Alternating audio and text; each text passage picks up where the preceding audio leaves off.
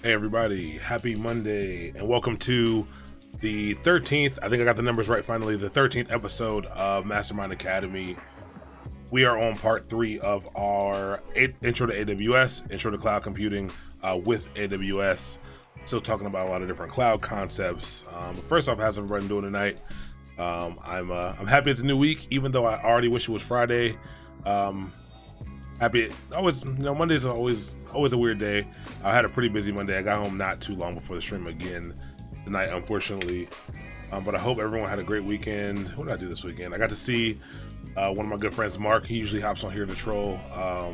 Got to see him. I hadn't seen him in a long time. Moved across the country away from us, so that was cool. Got to hang out with a few friends. I got to go to a cookout. Got to do a lot of cool things. I'm into motorsports. His mom and the people she knows, they got a lot of Corvettes and a lot of cool cars, so it was cool being around them, giving me a little bit of inspiration. Maybe one day I'll be having some pretty dope parties at my house with Corvettes parked on the lawn. That would be pretty cool. But yeah, I had a good weekend. One of the great things I learned this weekend was I was watching some videos on productivity. Really trying to figure out nowadays how to be more productive. I find myself running out of time a lot. And I started implementing, I knew about Pomodoro. So if anyone doesn't know about Pomodoro, let me look this up real quick.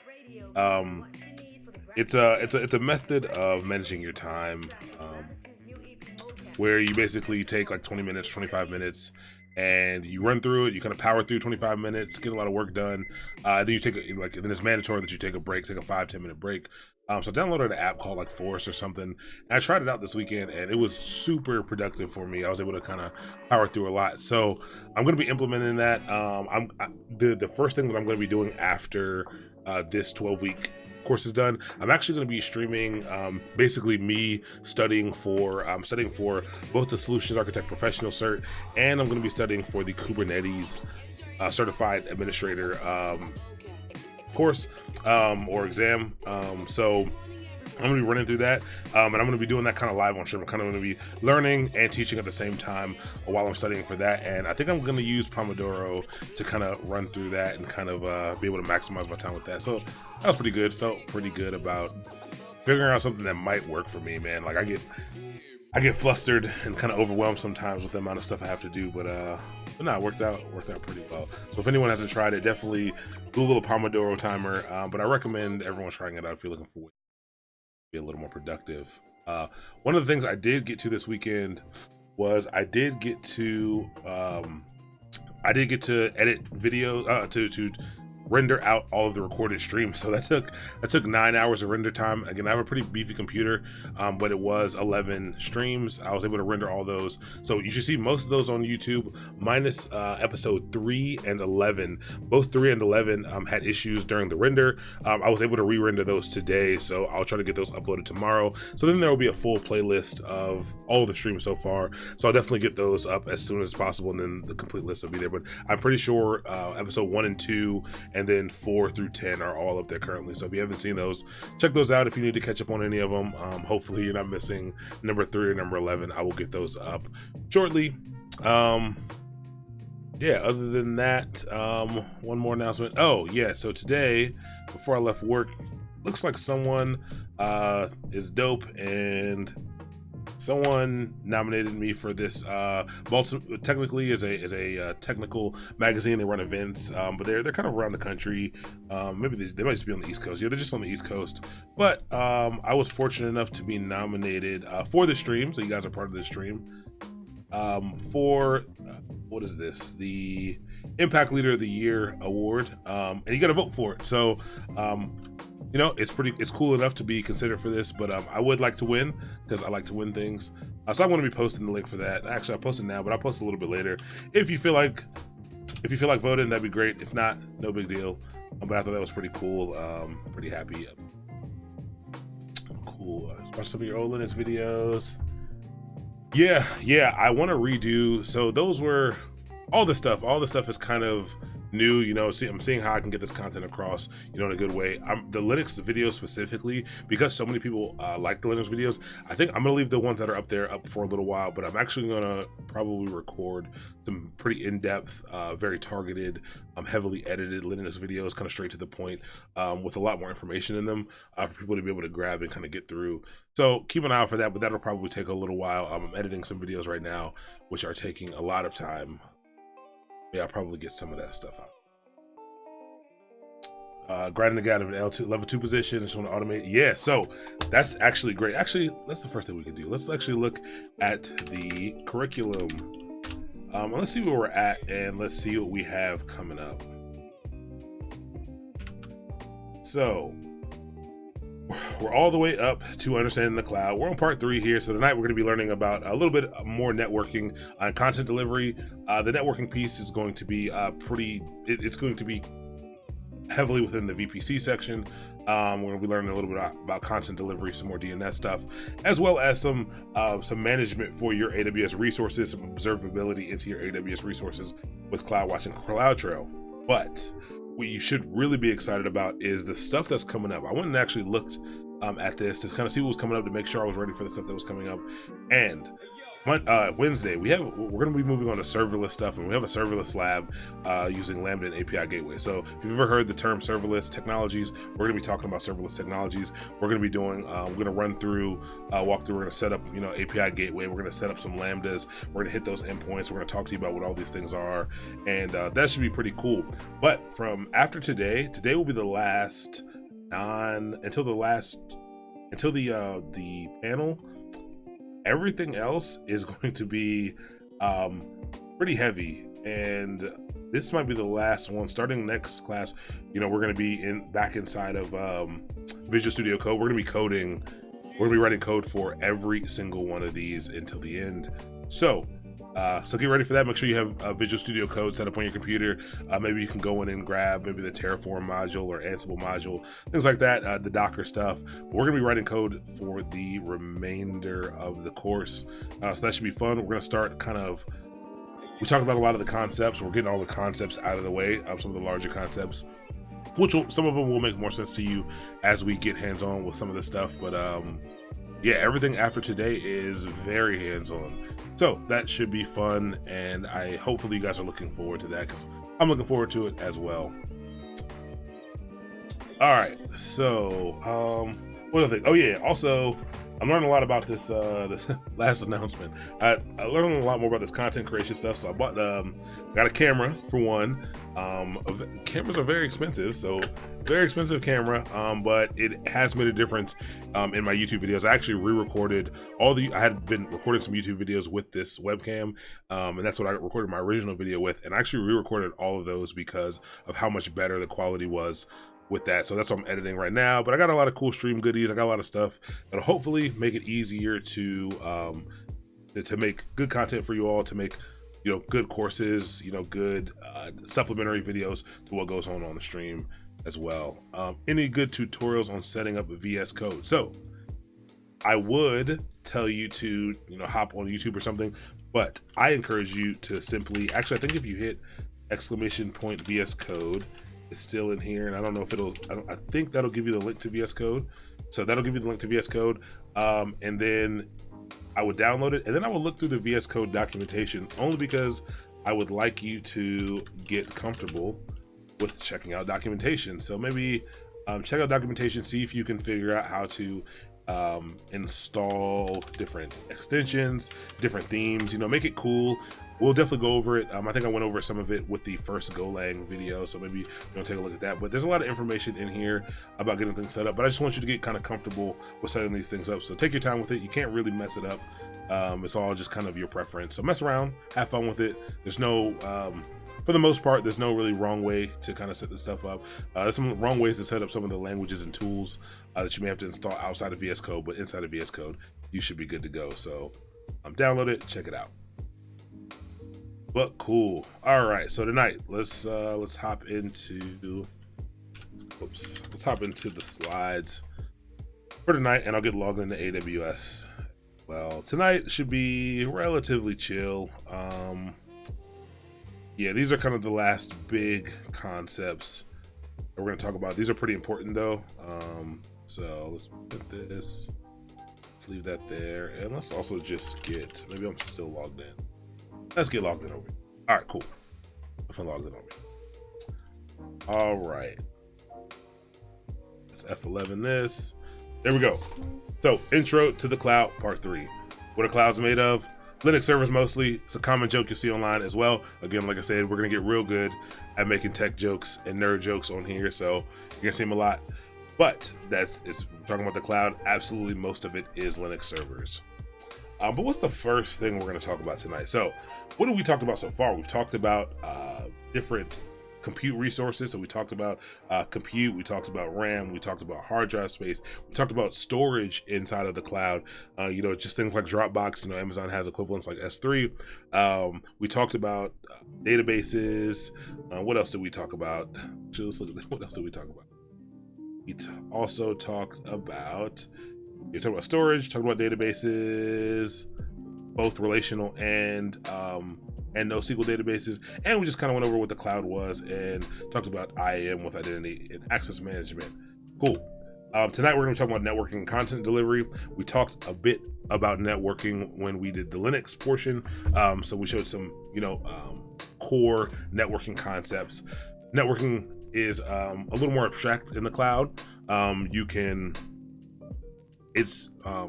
make it a little easier for you to define most of the time. So we're gonna be talking about that, talking about some of the options you have available to you here.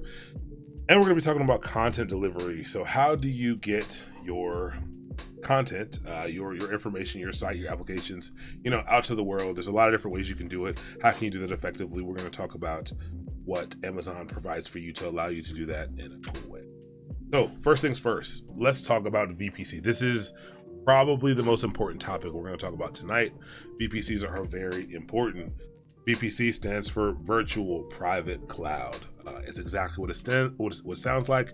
It is your own personal.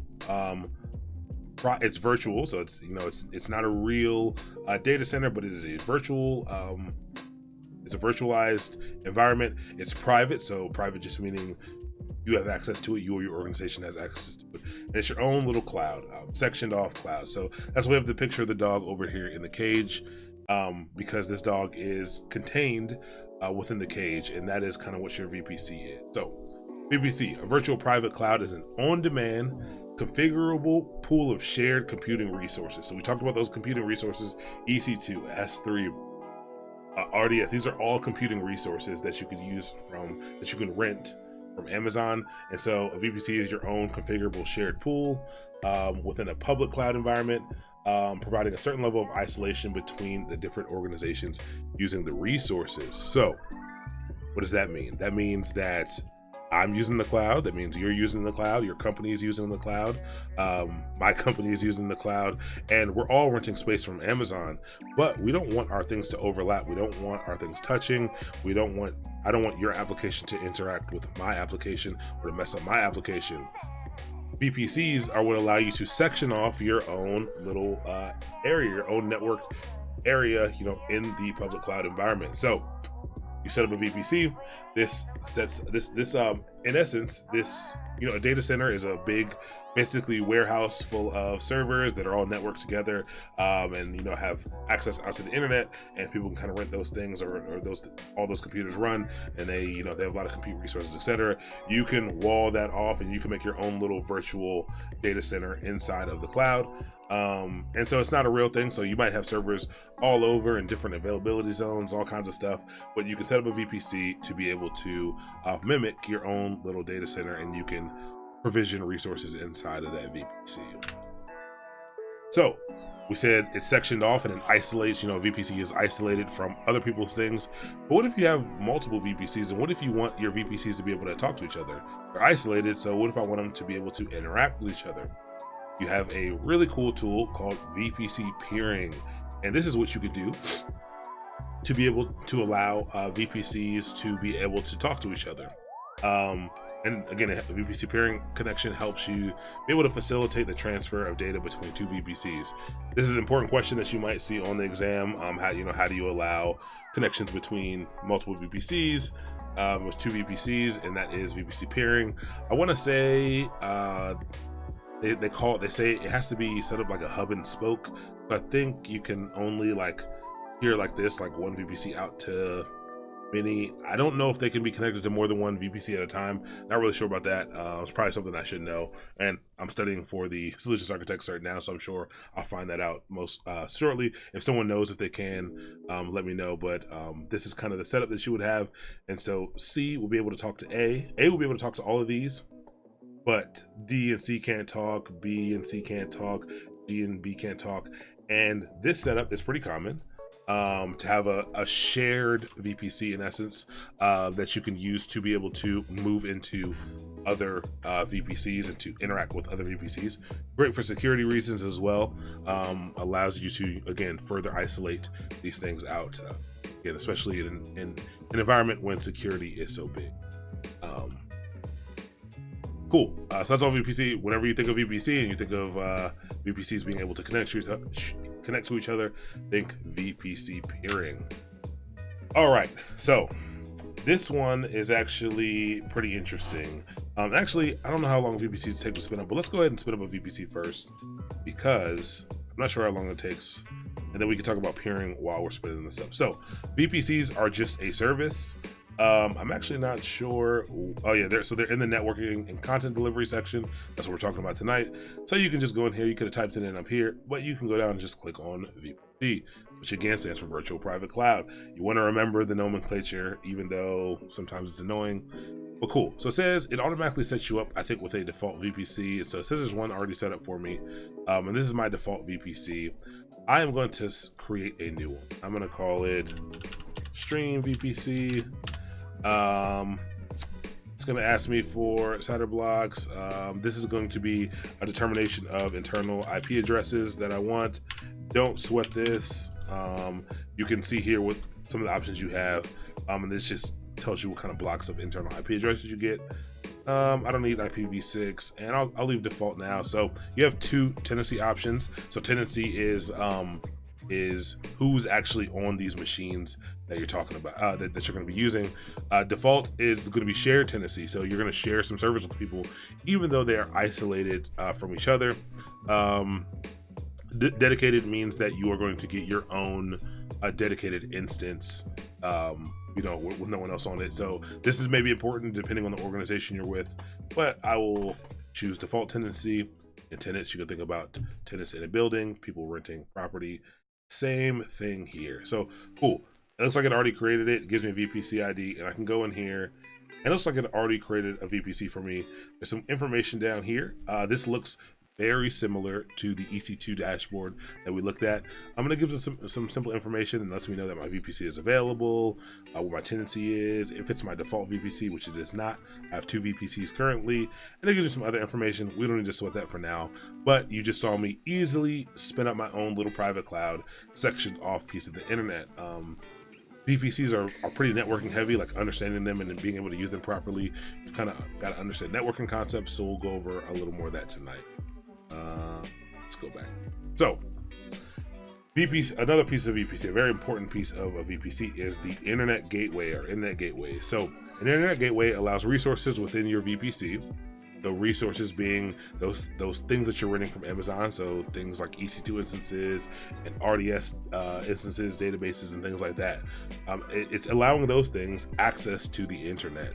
So we said this was a sectioned off, networking. It's sectioned off via network, on your own little private data center, basically in the cloud. And so by default, the things in here do not have access to the outside world. At all. You have to explicitly give it access to the outside world. And to do this, you need to set up something called an internet gateway. But in order for this to happen, there needs to be a routing table entry allowing a public subnet to access the internet gateway. So basically, you set up this this internet gateway. I think they describe the internet gateway as a scalable, some kind of scalable networking resource inside of Amazon. Rapidly scalable, that you don't ever have to worry about it, that gives you that sets up some routing between your VPC and the outside world, but you have to give your VPC networked access to this internet gateway. So you've gotta connect up your VPC to that internet gateway, and the internet gateway will give you access to the outside world, and it'll give the outside world access to your VPC. One important thing to note, maybe we'll say that after this next part, because the next thing goes hand in hand. And this part actually, like all of this to me, when the first time I was learning about the cloud, this is where it got confusing to me. I didn't really understand what any of this was. I didn't understand, you know, I didn't know a lot about networking for sure, and that's what made it tough.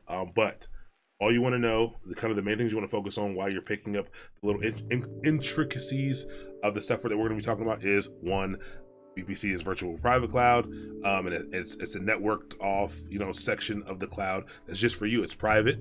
And then remember that by default, nothing has access to the outside world. And to give things access to the outside world, you need to provide an internet gateway. And it is important to know that the internet gateway is for things that are in the public subnet. So we talked about public IP addresses and private IP addresses.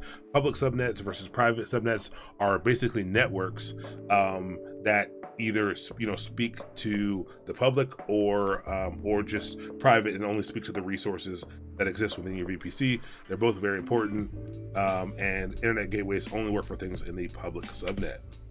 Now, you say, well, what about those things that are in the private subnet? Like, what about those things that I don't want to expose to the world? But you know, I may need to update those things. I may need to download things to them. How do I do that? And so this is another way for you to be able to allow your resources to connect to the internet. There's something called a NAT gateway. NAT stands for, I believe it's Network Address Translation. And let's confirm that. Or this might give me something else. Yeah, Network Address Translation. Got that right. And so what this does is it's kind of like DNS, not exactly like DNS, but it's kind of like DNS in that it'll help translate network addresses. But what this does is, again, we talked about the internet gateway before. That allows things in the public subnet. The NAT gateway allows things in the private subnet access to the outside world, but not vice versa unless you explicitly add it. So it allows resources in a private subnet to access the internet. And so why would you want to do that? Think, you know, we're doing Linux stuff, so think yum updates, and maybe you need to connect to a database, or you need to pull something down, you know, with a wget call, you need to pull something down, download something to the server. But it only works one way by default. Again, it works from getting information from the outside world, but those things can't reach in and get information from your resources because they're in the private subnet. The internet at large cannot get through to your NAT gateway, to your private resources, unless you explicitly allow it. So there are ways to do that. You wouldn't really want to do that, but there are ways and there are reasons you would want to, but for all intents and purposes, you would not want to do that. And so these are the two ways to get things out. Allow yourself to get data out into the world. Okay, let's head back over to our VPC and let's spin up an EC2 instance really quick inside of this VPC. So we're gonna go in and, you know, again, we're really showing why the cloud is so cool, why, you know, people like it so much, because anyone can go ahead and provision resources very quickly without having to know a lot of technical stuff. I can click through buttons, you know, even though there's a lot here and it's a little bit confusing, I can go right here and I can go ahead and I can launch an instance. And I'll go through and I'll select Amazon Linux here, and I'll choose the free tier here. And instance details, and this is what's important. It asks you for your network. So by default, your default VPC, they know people usually just want to have instances that are kind of set up for you to be able to access the internet and do all the things that like most people want to do. So they set up this default VPC for you, and so that's where stuff gets spun up by default. But I set up my stream VPC VPC here, and I am going to select that one because I want to do that. Actually, I actually need to go, and actually I forgot there's more work to do. So I'm going to duplicate this tab. Let's get some subnets set up inside of VPC. So let's go back. We're gonna go head back into VPC first. And let's go ahead here. Stream VPC. Subnets. We'll add a couple subnets really. These are all available. And why won't this?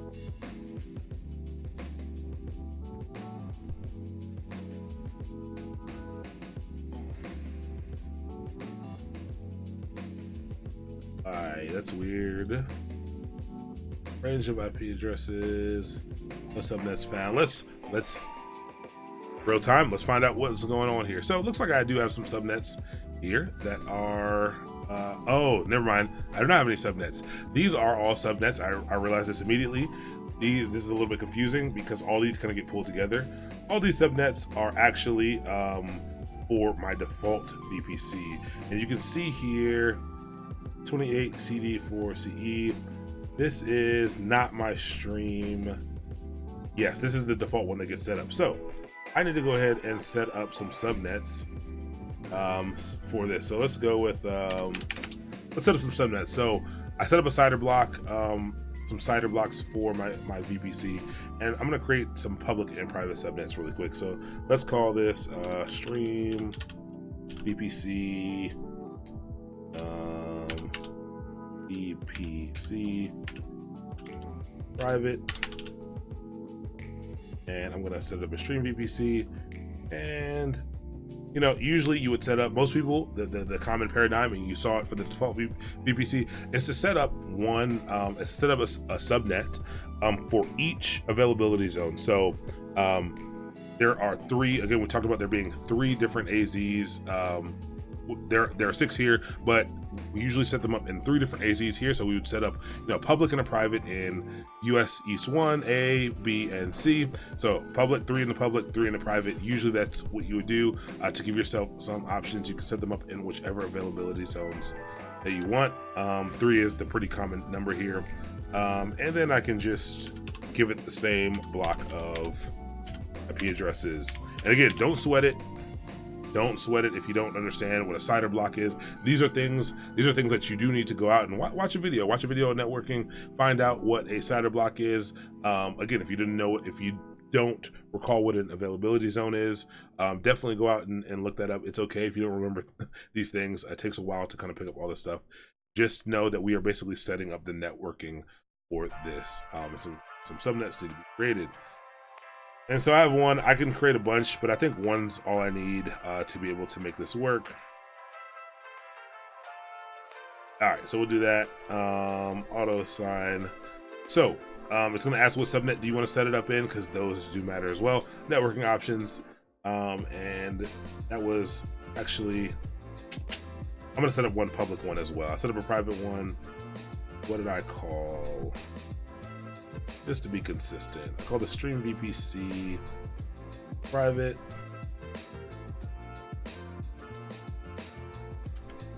Let's set up a stream VPC public.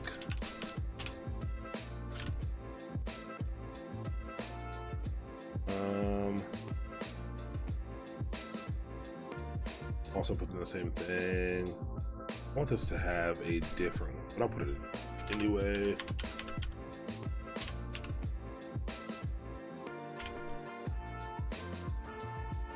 Oops. I'll give this a different CIDR block. You got to give it a different range. So the CIDR block that I put before covers it covers a block of IP addresses. So that /24 lets it know how many IP addresses basically that I'm looking to include in my CIDR block that I want available to my service. And so I've already consumed those by my private IP, by my private subnet, and my public subnet. I'm gonna just go up the range one, and actually that was dumb. I need to change this one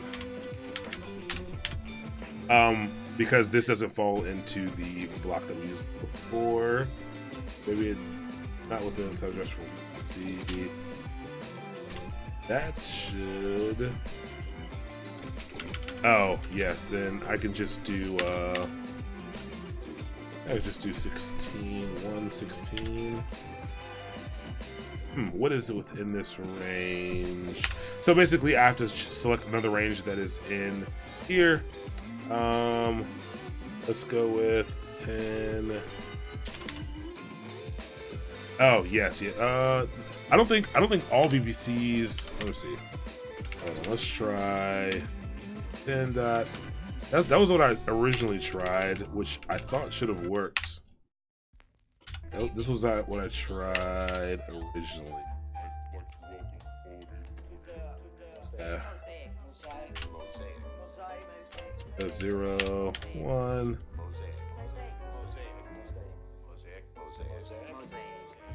Yeah, that should be. It's not within a CIDR address for the VPC.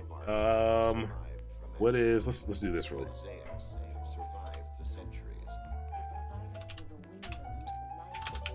We're gonna see what IP addresses are in this CIDR block,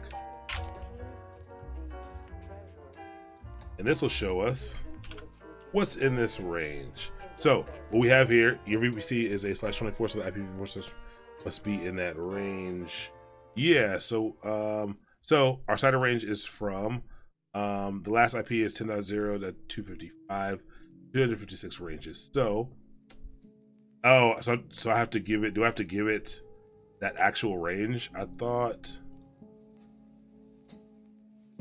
Let's see.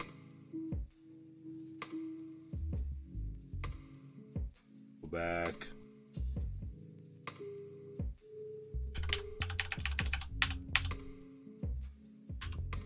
But what is the? Do you know the CIDR block? The CIDR nomenclature for that? I mean, maybe I can just give it that, but I don't think I can give it that.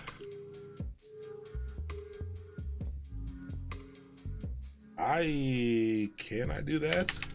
10.0.25 plus 0. I don't think that'll work. I think I have to give it. Let me see this. VPC. Let's check this out real quick.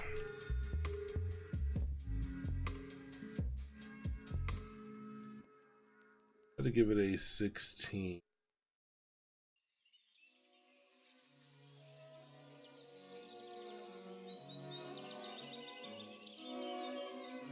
Yeah, you should be able to allow to post links. I don't know if you can. I don't think Nightbot will. Yeah, there we go.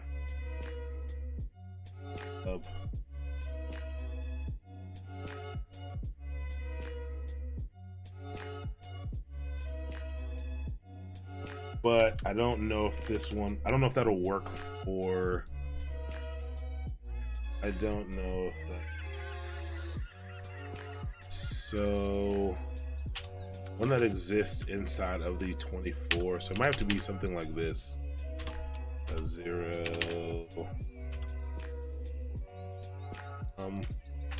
Actually don't know. I feel like that should work.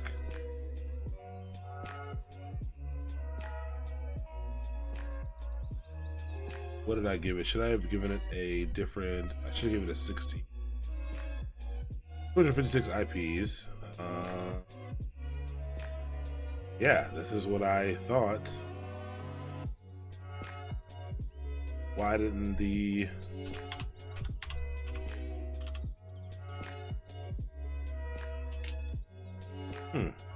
For example, if you create a VPC with CIDR blocks, so this is what we created. This is exactly the same thing that we created. So make this a little bit larger to make sure we can see. We created a VPC with this CIDR block, with this list. That CIDR block that we keep talking about is a list of internal IP addresses. It supports 256 IP addresses. That's 10.0.0.0 all the way up to 10.0.0.255. So you can break in CIDR blocks into 2 subnets, each supporting 120 IP addresses. One subnet uses CIDR block 25, and the other, and probably it might be because I already did I already use this in the last one? What am I using for the private one? Oh, okay, that is why. So, interesting thing here. We said that this takes up 200. This gives us access to 256 IP addresses. While that is true, by default, there are a few reserved IP addresses anytime you do this. I think it's .1, .2, .3, and .4, or it might be 5, 6, and 7, something like that. But there are IP addresses set up, one for Amazon's kind of internal networking to be able to, run services and things to your different things. There's one of those IP addresses is set out for metadata, so you can actually grab metadata from your server, and there's a few others that Amazon uses internally to be able to administer access to your server. So you do lose 4 IP addresses at a time. Maybe it's 5. I thought it was only 4. Maybe it is 5 IP addresses. So you do use them. Oh, you have yep. Amazon saves 5. So let's set up like this. Okay, let's set up a second one.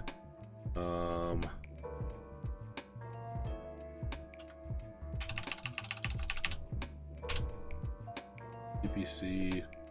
Why wasn't I able to do? Actually, I actually think if I do this, it'll actually work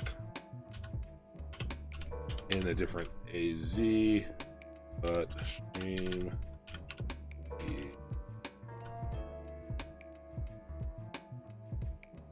I really should be able to do like this, but I have to create a new 0 networking address reserved for your for your VPC router, which is great. There are 2 reserved for AWS. IP address for the DNS server. We talk about DNS. We're going to talk about DNS a little bit later as well.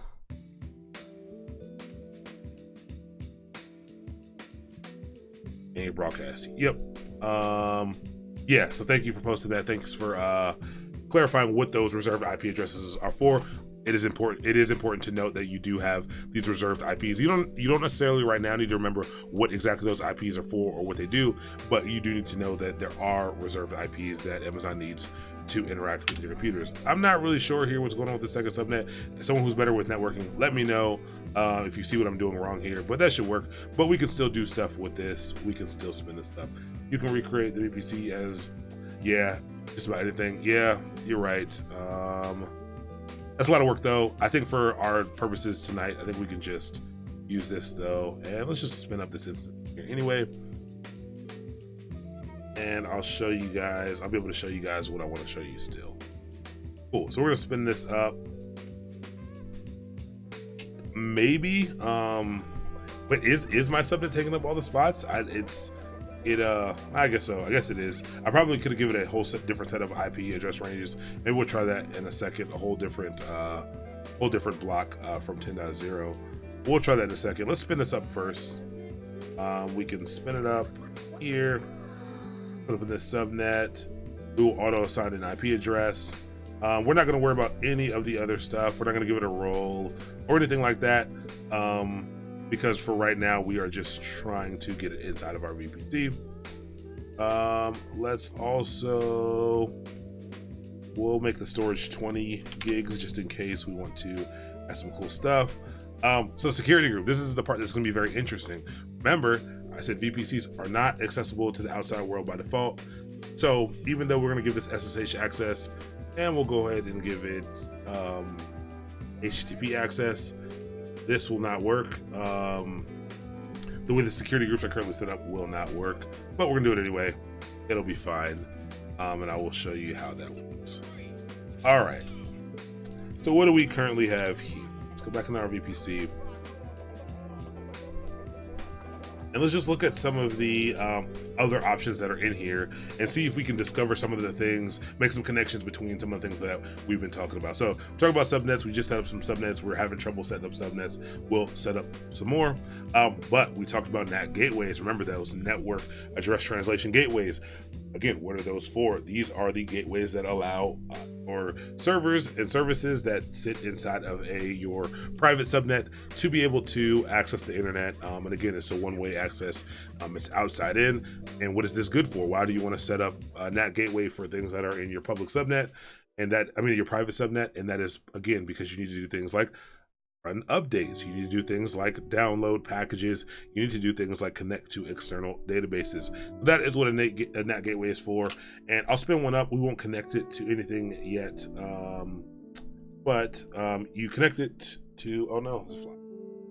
You connect it to the subnet, and you can create a new elastic IP. So Amazon's pretty cool in the way that it operates. The idea of scalability, both scaling in and scaling out. I mean, scaling up. Scaling out and scaling up.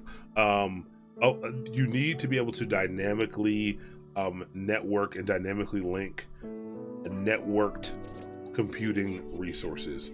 But what happens for things like DNS, or what happens for things where you need to have them pointed, like if something's always changing, if you're always spinning up new services, and how do you make sure that your services always things can connect or know how to connect to your services? An elastic IP is one of those ways. Elastic IP is basically an IP address that's given that is a basic, it's basically a forward-facing IP address, and then Amazon handles everything on the back end to be able to point your resources to this elastic IP address. It kind of sits around. You can disconnect it from resources and reconnect it to resources. They are not free. I think every elastic IP costs $1 per month, I believe. And yes, you said, I think for Amazon, the network gateway needs to be in a public subnet. It does. I do not think it needs to be in a, maybe it does. We'll find out in a second. Maybe that's true. Yes, like a public subnet. I wonder why it gave me this. But we're gonna create a new EIP, but maybe I can make this actually a public subnet. I didn't know to do. I only said it was private, but we'll check something out. I actually want to try something because I actually think this will work, and we'll see this like. But I'm gonna create this NAT gateway anyway, and then we're gonna edit our root tables later. If we go back into here, you'll see here that maybe I said it here.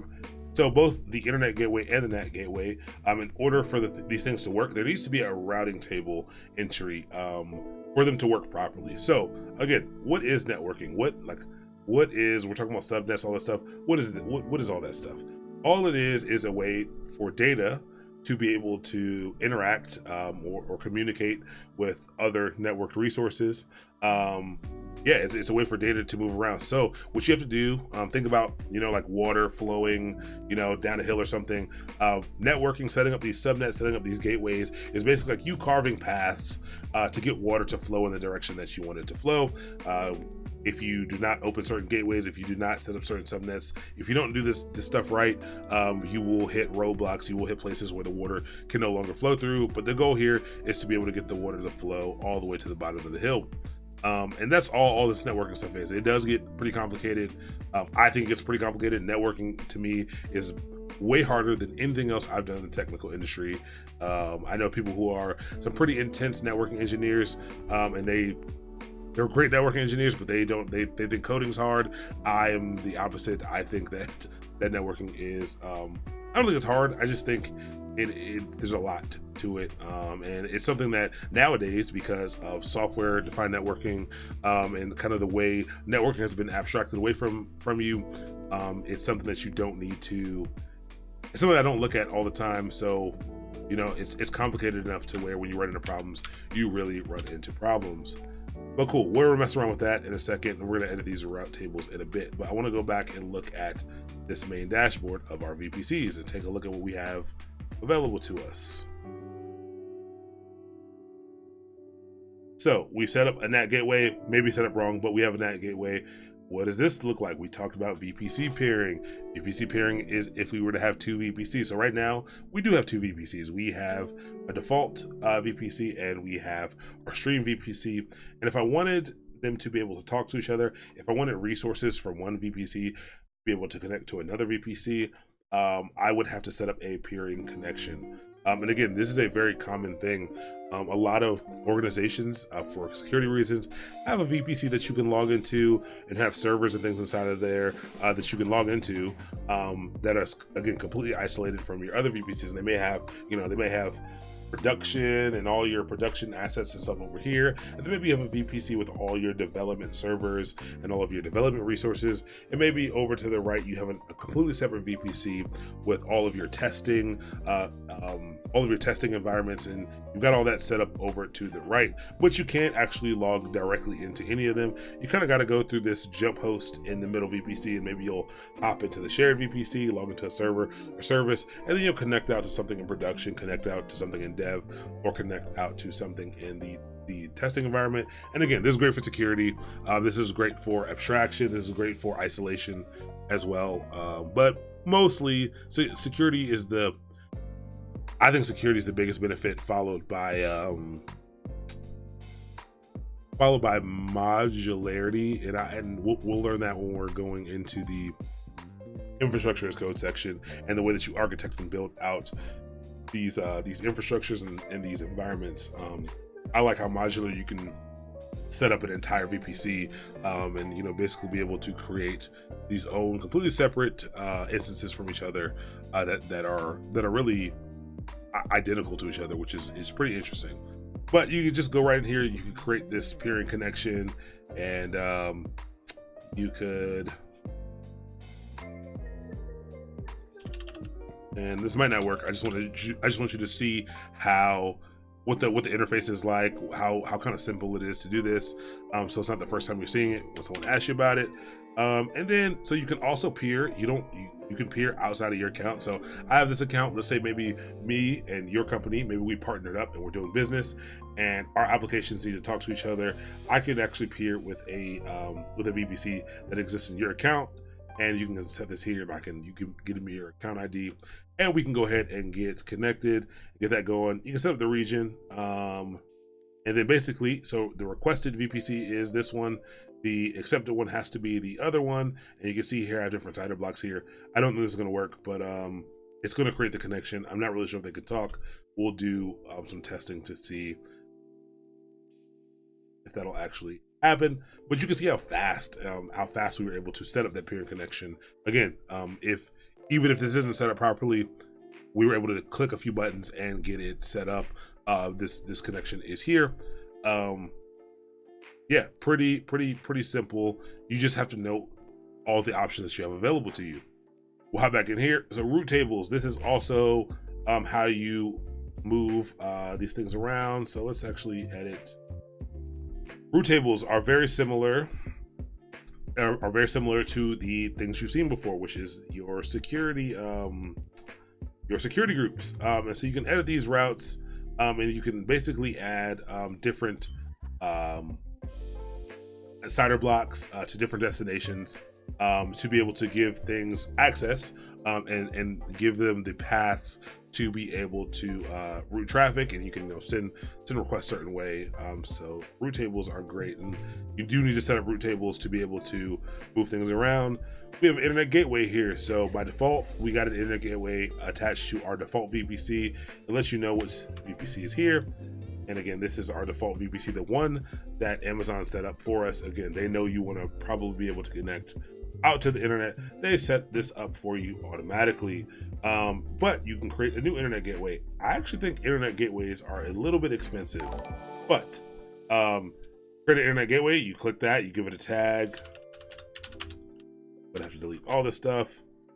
I'm gonna create this, and now I have a new internet gateway. So after creating it, you've got to go ahead and attach it to your VPC. And after you attach it to your VPC, you've also got to set up the right route tables and the right, you got to set up some security groups. You got to set up some route tables to be able to do that. So I can attach to a VPC like this. I'll go ahead and attach it to here, and I'll click attach. And just like that, we have an internet gateway. Very simple.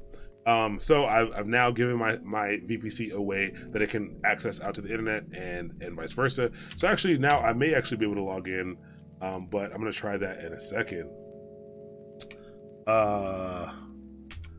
I'm not sure what a raid is, but that sounds great. With the party of 19, do right, welcome, I guess. Just out of the curiosity, what am I setting up? So right now I am setting up a virtual private cloud inside of Amazon Web Services. And that's just a little sectioned off piece of computing resources that doesn't touch everyone else's. So again, the cloud is this giant pool of computing resources. We are sectioning off our own little computing set of computing resources, really just showing you what it is, but not really. We're not getting too in depth with it right now, but just showing you all the options that you have available to you. So we're gonna mess around with this VPC a little more in a second. What else did we talk about that we have here? So network ACLs. ACL stands for access control list, and so this is another thing that's like security groups, and you're able to kind of manage your inbound rules and your outbound rules.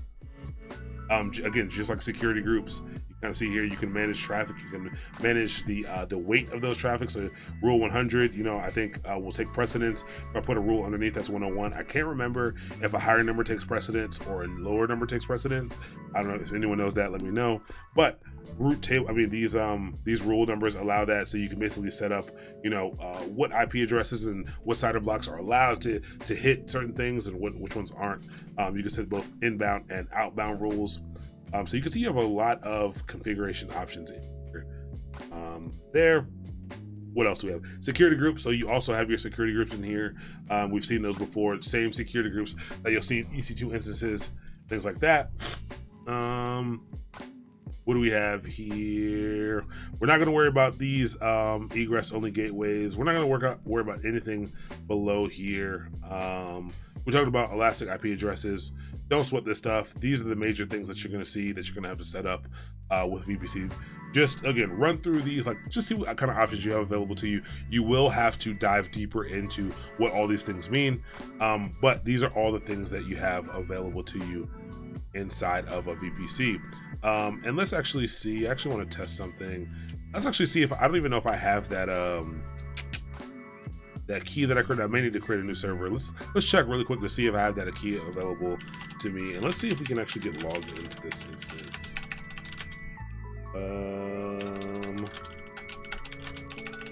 I already don't think. I think I have that key locally. I may need to create a new one. Where else did I make anything? Documents. Anything being stream code. Okay, let's actually go to downloads really quick.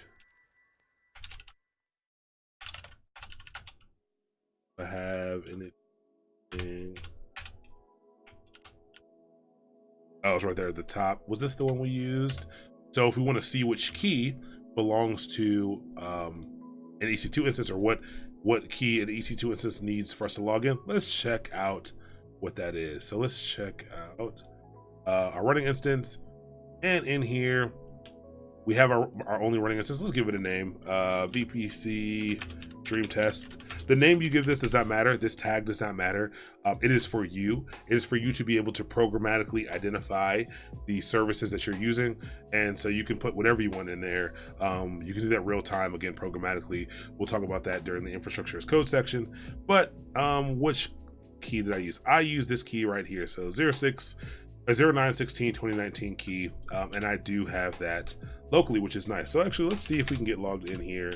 I doubt we can, but I gave it the internet gateway. I didn't set up any table rules, so I kind of just want to show you that it should fail when I try to log in. It gave me this weird public IP.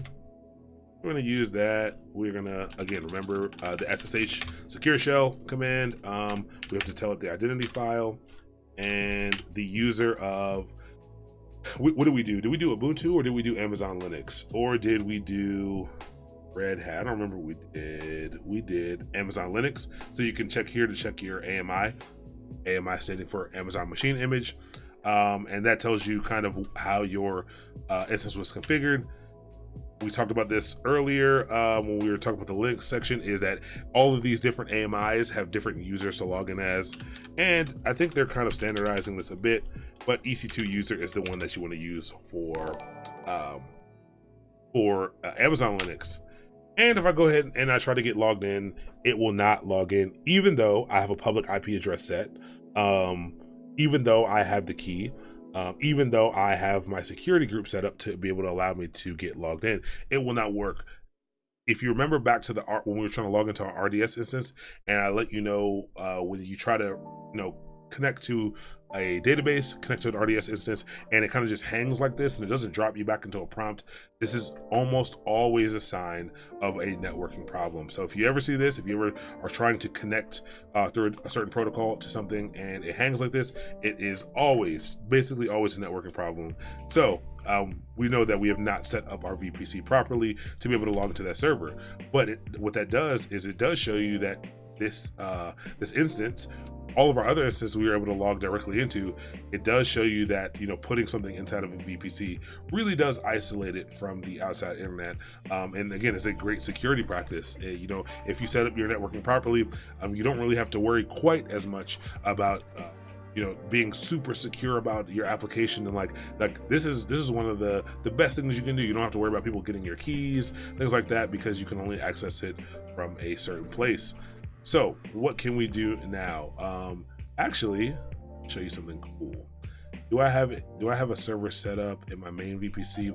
Let me launch an instance. I actually want to see if this will work. I'm gonna launch one more server, and I'm gonna launch it in the default VPC. And I don't need any storage. I don't need a tag. Cool. So just like that, we've launched another server. What I do want to see, although I knew we did not set up, because we haven't set up our root tables to be able to access that internet gateway, I do want to see if that VPC peering connection works. So what is VPC peering?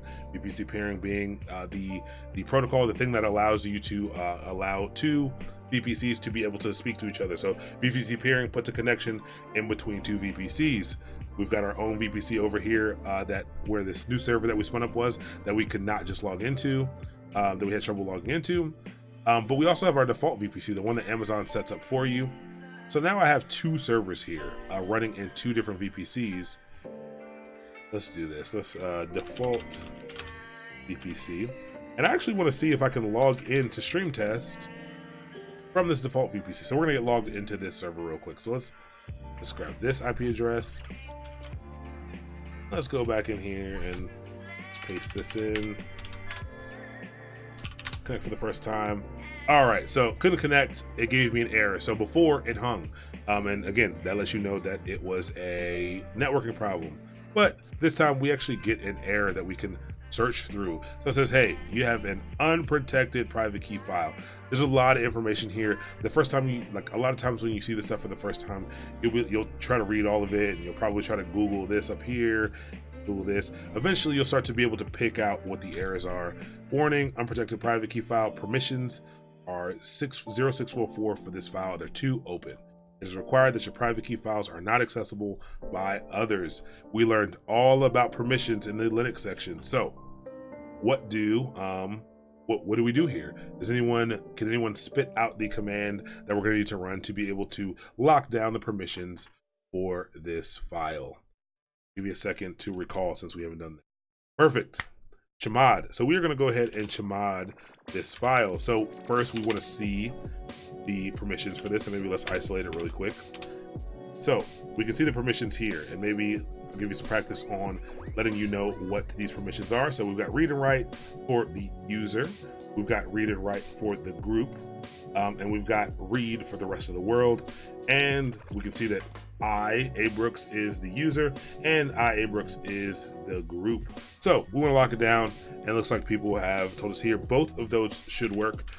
So chmod 0400 will allow read-only access to this file, only for me as the user. I can't do anything else to the file. So if I look at it again, we can see here 0400, so 4 standing, the 4 standing being the value of the R. Each of these has different, the read being worth 4, the write being worth 2, and the execute being worth 1, and that's where those point values come in. I think I can do 0600 as well, but I think it just needs to be locked down to the rest of the world, I believe, and we'll find out in a second. So let's go ahead and try to SSH again. I'm going to actually add in a screen capture tool that tells you what keys I'm pressing. I had someone ask me about stuff like that. So what I did to get back to the last command that I ran for SSH is I did a command, I did Control R.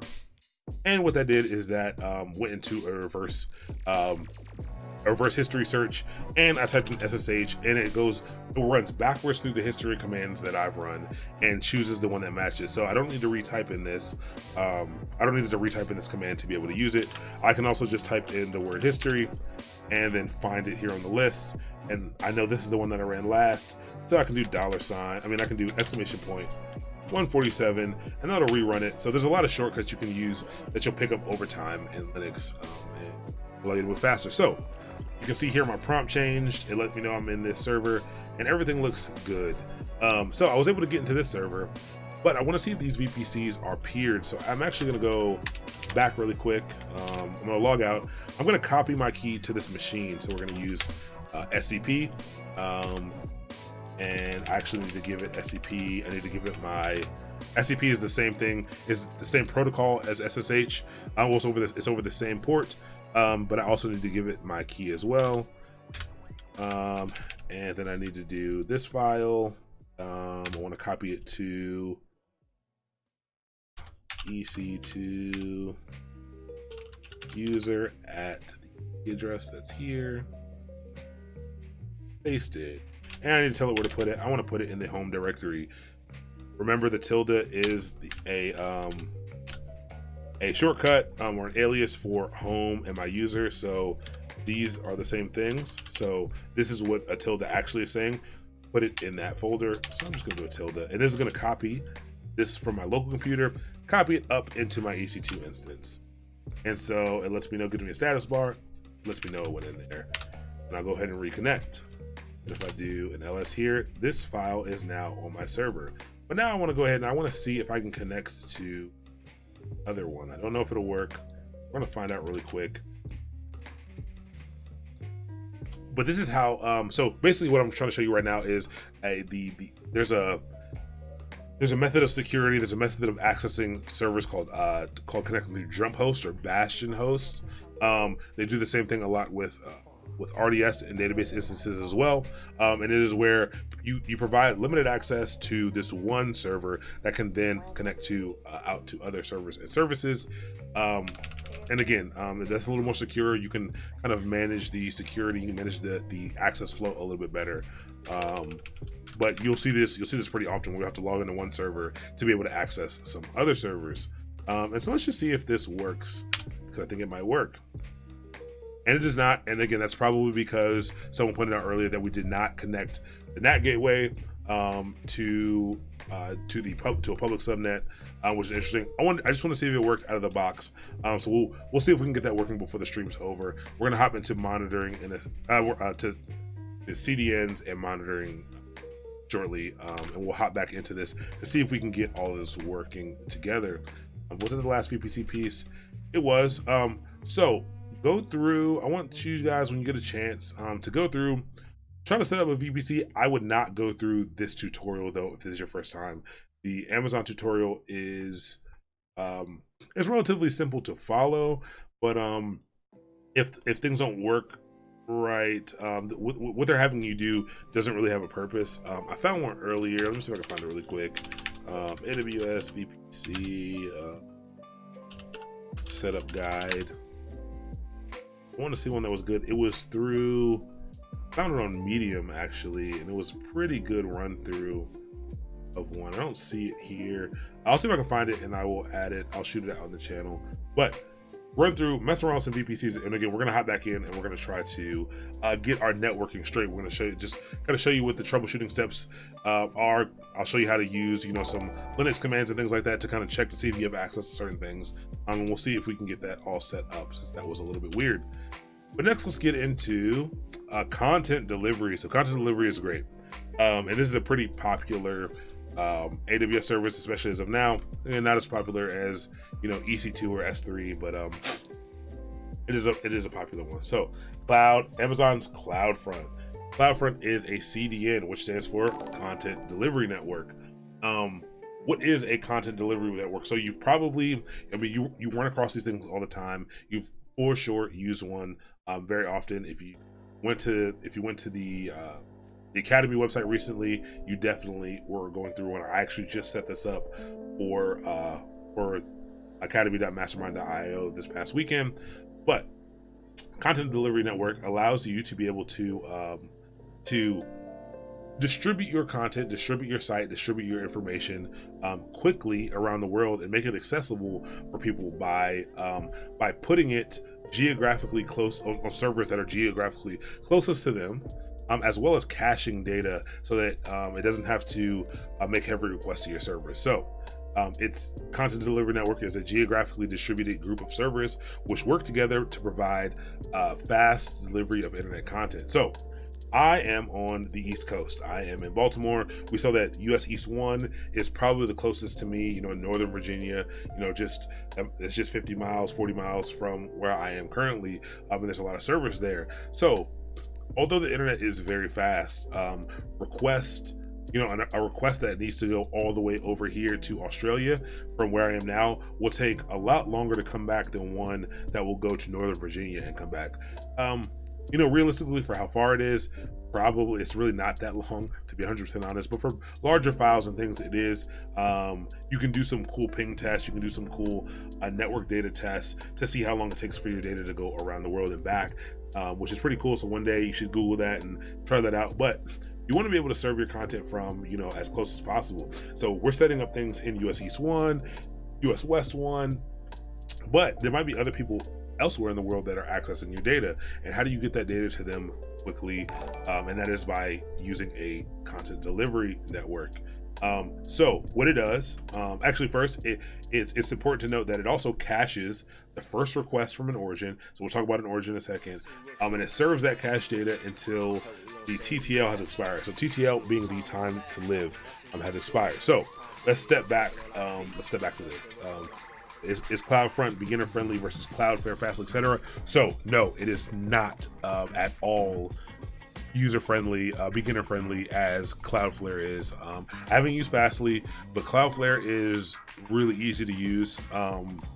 I found Cloudflare really easy to use. The first time I hopped into CloudFront was actually, deep well into my career, and I definitely had some issues navigating its functionality, but just like all their other services, it provides you a lot of flexibility. It provides you a lot of great things, especially when you're, operating on an enterprise level. It provides you a lot of tooling for that, but it is not as user-friendly as Cloudflare is at all. But Amazon or any content delivery network has server clusters all around the world. They have these things are called edge locations. Well, they are at least in CloudFront. I'm actually not sure if they're called edge locations in any other content delivery network, but they exist all around, all around the world, different places. What happens is you say, hey, I would like to use your service, your content delivery network, and the service says, great, that sounds good. You simply tell us where your content is, tell us where your servers are that we can get this information from, and you basically point the CDN at your servers, and then you basically point your DNS, so the thing that the tool that everyone else's computer uses to go out and find your information, you point your DNS at the cloud, the content delivery network. So essentially your website. So if we were using mastermind.io, for example, I would point that right now. Mine is pointed at a CloudFront domain. So it is pointed at CloudFront instead of to my S3 bucket or to my server. It is pointed directly at CloudFront, and CloudFront handles the rest.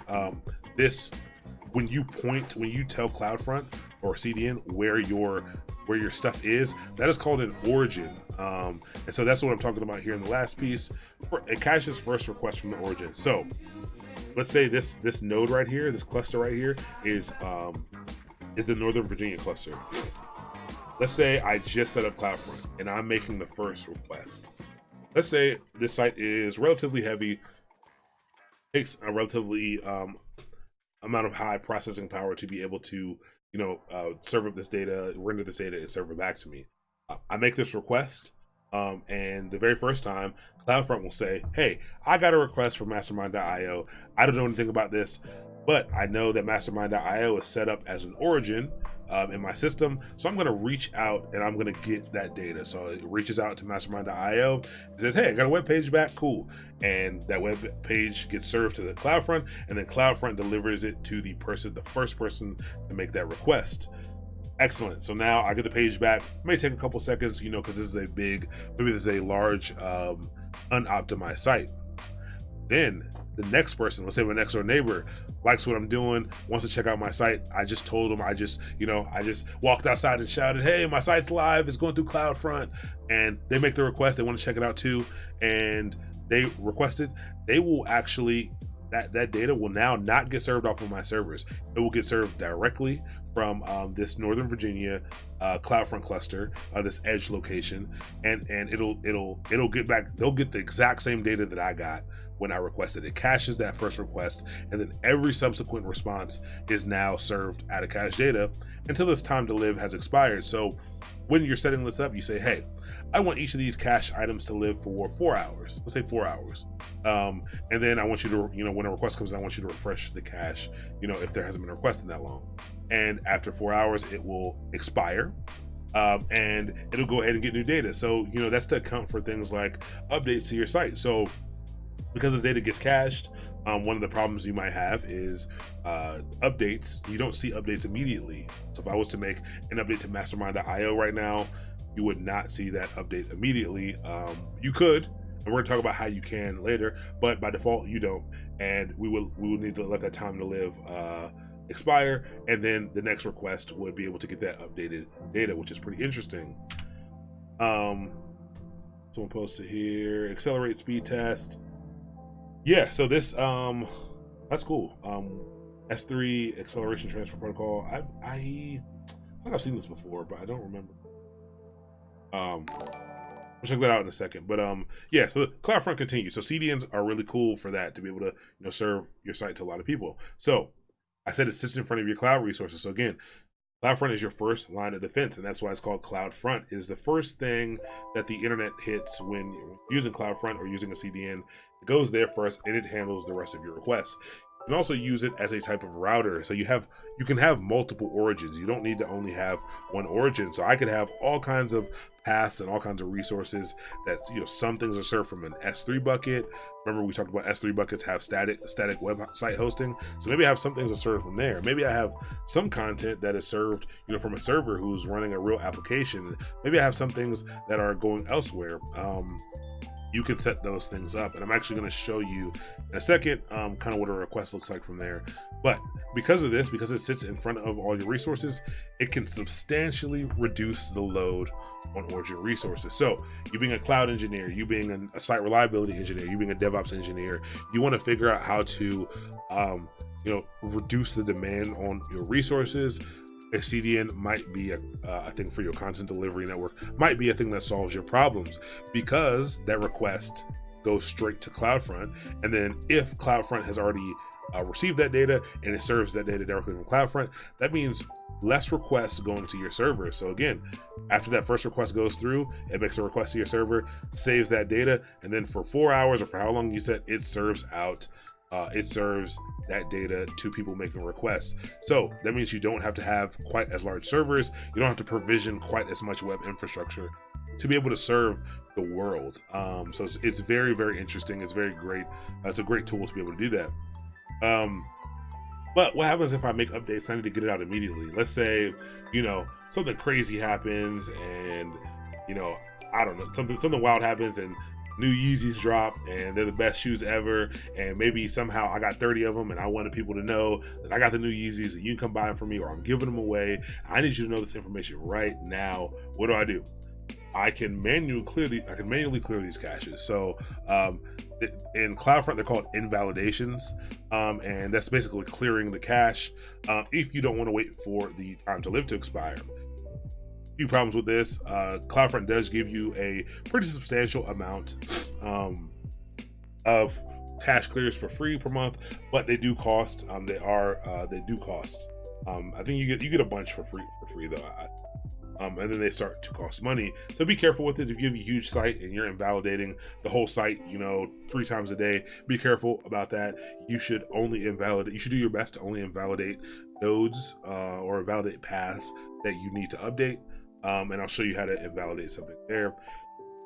And it's important to note that your time to live is configurable. So if you're on a site and you realize, hey, no one is, we make updates to the site once every week, you may want your time to live to be longer than that. If you are like, hey, lots of constant updates are happening on the site, I want these things to be, refreshed every 2 hours, then you can drop it down to hours. Let's actually hop in before we get to Route 53, and let me just show you what that kind of looks like. So I'll let you know. Actually, I've been ignoring the chat. Let's check and see what you guys are talking about. Food. All right. Already covered whether Cloudflare definitely is more beginner friendly. Okay, that's the storage acceleration test. We use CloudFront, S3, etc. CloudFront went down for an hour or two over the summer. Yeah, so that is the one thing about these managed services. S3 had a partial outage, I think like a year ago, and it shut down so many pieces of everyone's sites. Everyone's just like, well, nothing you can really do. I guess time to go home. So that is the drawback to some of these things. You do get the ease and the speed, and you do get the, like you as one person with a computer, with a Chromebook, really can hop in and make enough infrastructure to serve, any of these large companies on your own, which is pretty wild. But if they are having problems, because they are just machines, they are developed and coded by people where we make mistakes, these things do go down from time to time. And yeah, CloudFront having issues is a big problem. But I let you know that I did set up mastermind.io to go through CloudFront. So let's say, let's grab the IP address really quickly of the curriculum and just show you how this works. And hopefully no one hits it before I do this. So I'm going to use, I think we talked about curl. I'm going to run this curl command. I just want to get the headers back. But basically I want to see what the request looks like when I make a request to my website. And actually, I don't want that. Oh, wow. Actually, no, I guess I wanted to hit it. So that's actually great. I actually don't need to show you. I actually don't need to do as many steps as I thought. So the first request. So 200, we talked about HTTP status codes a little bit. 200, it means okay. You're always looking for 200 series status codes. So it says 200 here, but what you want to look at here is this X catch. And the first thing we get is a miss from CloudFront. So probably no one has hit this slash because I don't think anything actually resides at just DevOps slash. I don't think it actually goes to anything, but maybe it does. But the first time we hit it, we got a miss from CloudFront. That means that request basically got passed through to my S3 bucket. So this is not running on a server. I'm actually serving this website from an S3 bucket. And basically the request went to CloudFront. CloudFront says, hey, do I know what this is? It says, no, I don't have any cache data for this. Let me go to the origin. The origin being the S3 bucket says, hey, can I have the information for academy.mastermind.io/curriculum/DevOps? And my S3 bucket gives it to CloudFront. CloudFront delivers it to me. CloudFront also saves a copy of what it delivered to me. I missed from CloudFront. Immediately after I ran that first one, I ran another curl, and you can see here these were almost, they weren't even a second apart. Ran it twice, not even a second apart. And what we get here is that we get a hit from CloudFront. So now, hit meaning that the request went to CloudFront. CloudFront says, hey, I know exactly what you want. I got that data for you. Here is that data. Never need to go back and hit the servers, and you save a lot of load there. I was going to show you that I could go in and I could clear the caches and I could invalidate that node, but I won't. Actually, let's just look at the CloudFront dashboard and actually look at kind of the origin setup and what that looks like. Maybe we will invalidate that path. Can you set up a failover? Say if CloudFront goes down, switches over to Cloudflare or something else. So because this is because CloudFront basically is a distribution that's kind of set up basically pointed at a domain. I do think there are some options for CloudFront failover here, but if you wanted to fail over to Cloudflare, you would have to set up some type of DNS rollover. That gets a little weird because DNS takes a while to propagate. and propagate means it takes a while for all that information to get out to the world and update. So you might have people who are still down for hours, even though you failed over properly. I do think there are some redundancies in CloudFront to be able to do some automatic failover underneath. I've never set that up though, so that's pretty interesting. Maybe something I need to check into, but there are some options for that. Again, especially because this is just you pointed at this domain. So like, so you can see this CloudFront distribution. If I go here, this is my website. You'll see my website. You go here, you'll get the website, because again, the what's backing this, the origin that is backing this is just a URL that's pointed at my site. And CloudFront is using, so my DNS is actually pointed here. I have a CNAME. We talked about CNAMEs, canonical names. I have a canonical name pointed right here.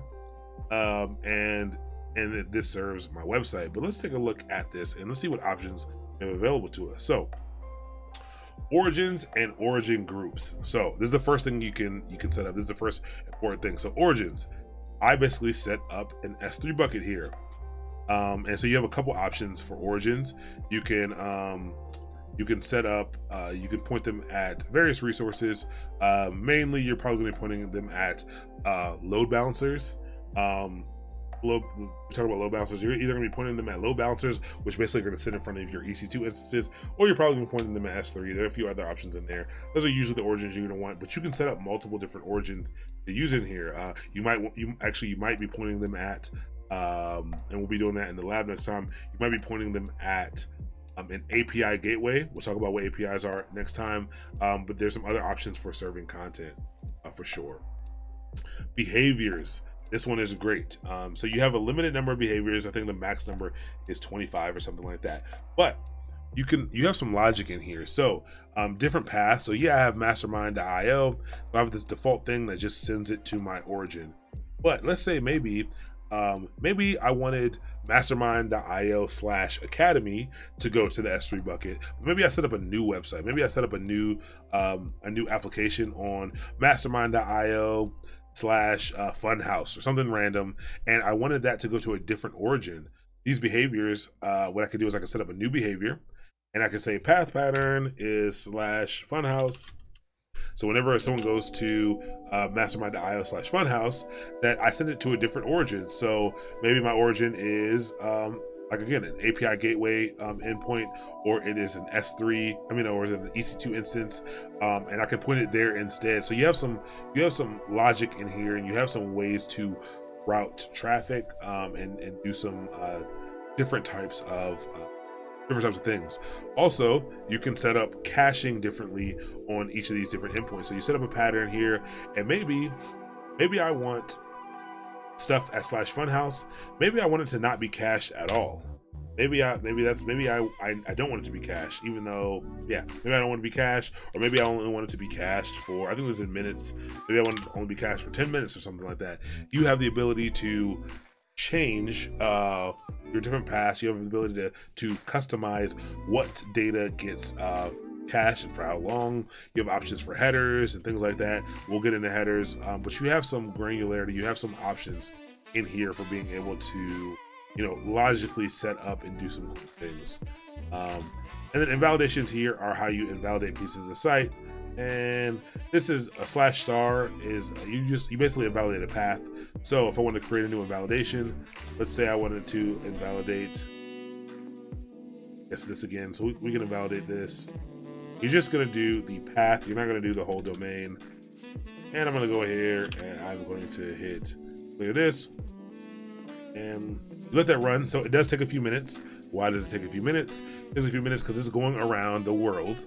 Mine is only set up to actually do, I think, the North America and Canada, I believe, to save some money. And I think that's where most people are watching from for now. I might extend that because I forgot Twitch is a worldwide thing.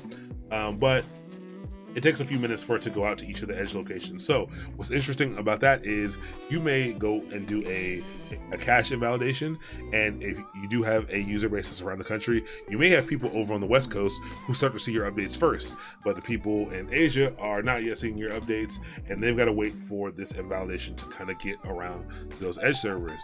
but we probably hit mine. And if we do this again, we'll probably get a miss. We got a miss from CloudFront.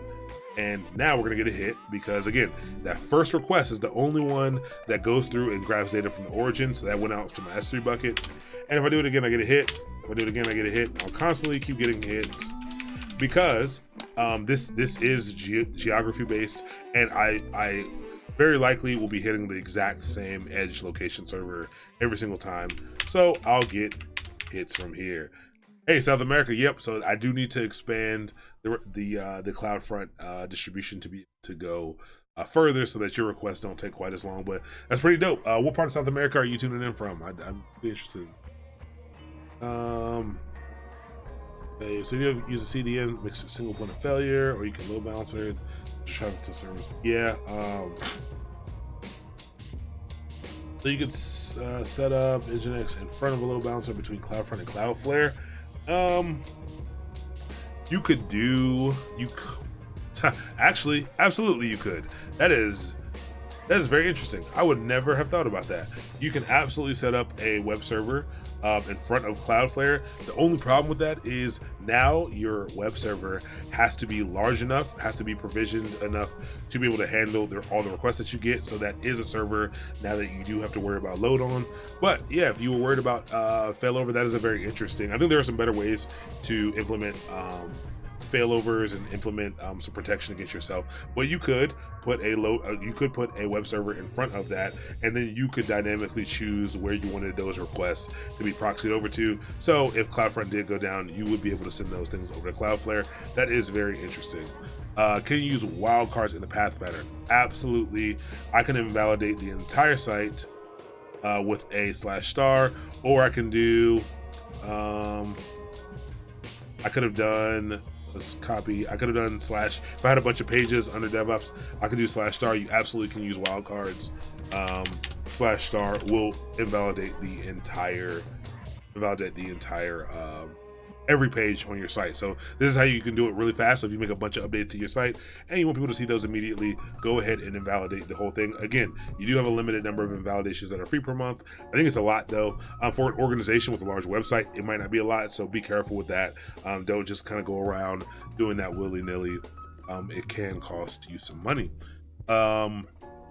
And it can cause some performance problems with the site, especially if your application is relatively slow to respond. If you keep invalidating, people's requests, initial requests may be gross, but again, it is only that first request. So cool. Paraguay or Paraguay, I think that's how you say it. Cool. Brazil here. I actually, man, I spent a lot of years learning Spanish.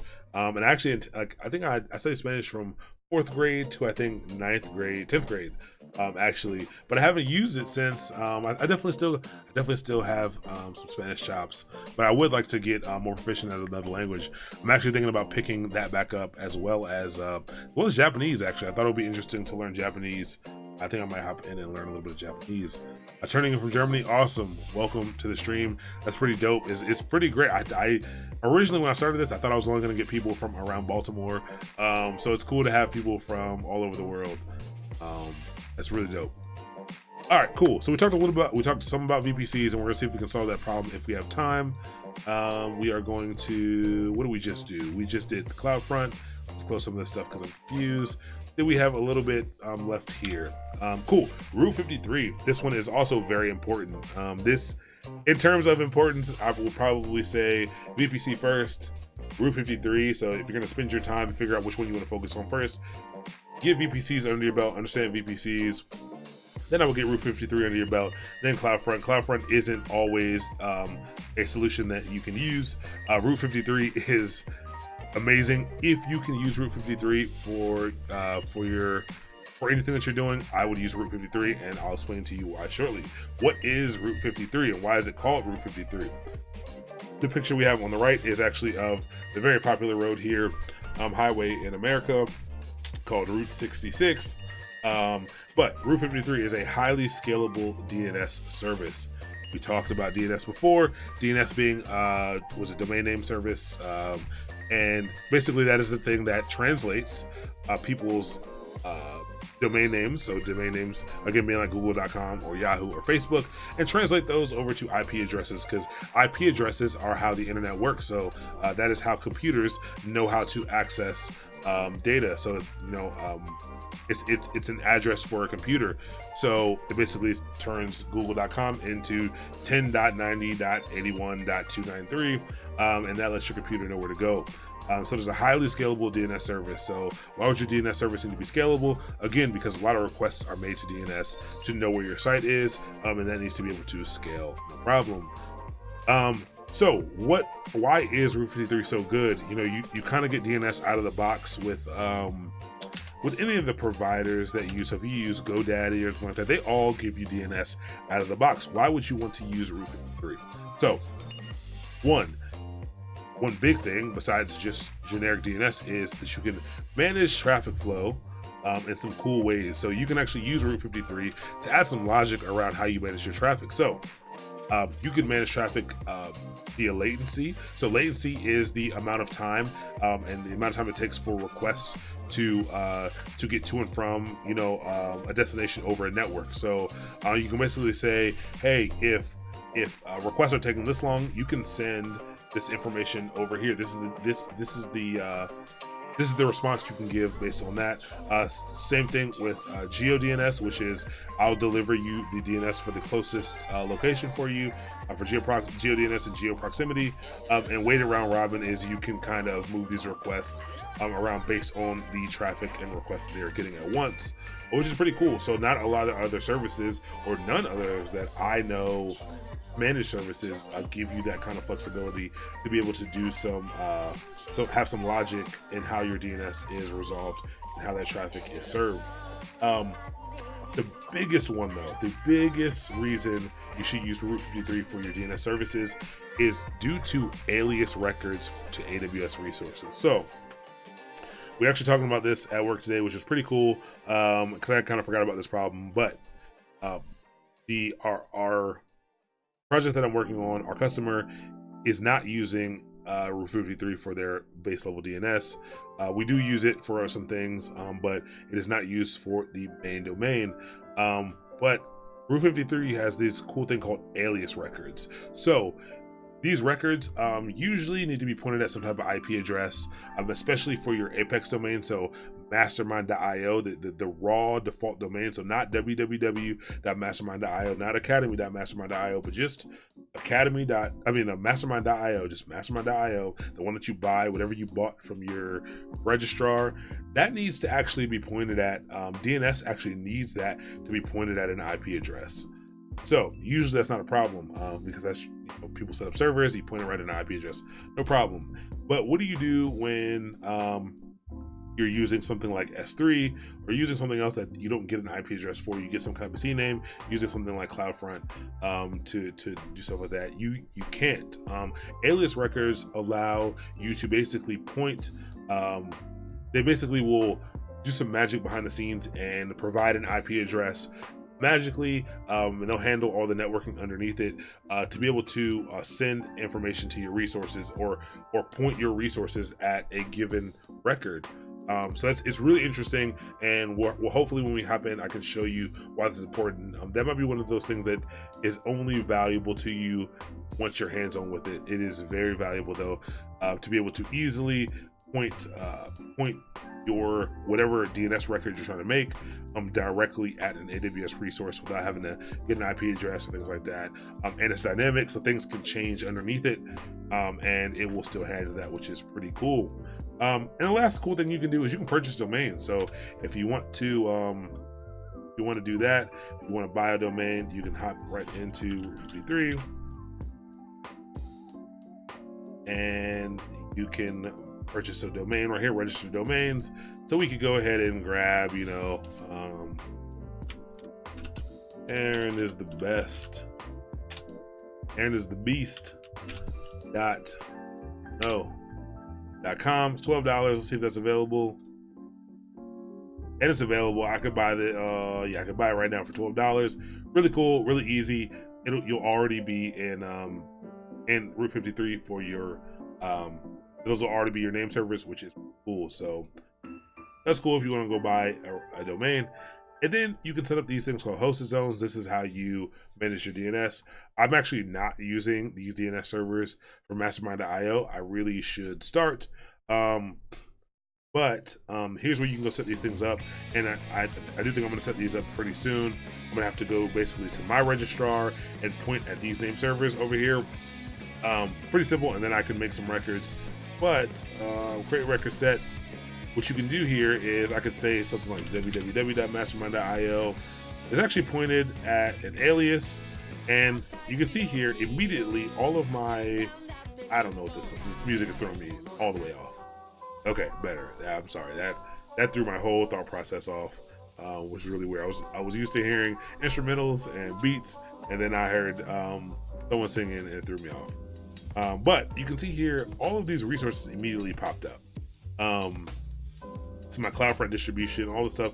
And so I didn't need to go in and I didn't need to figure out what the IP address was and figure out if it was the internal or external or things like that. I can just point it right at my S3 website endpoint or something like that, which is pretty cool. And again, A records actually are supposed to be IPv4 addresses. So Amazon sets up an alias to make this work for me, and it makes it very easy for me to set some cool things up like this.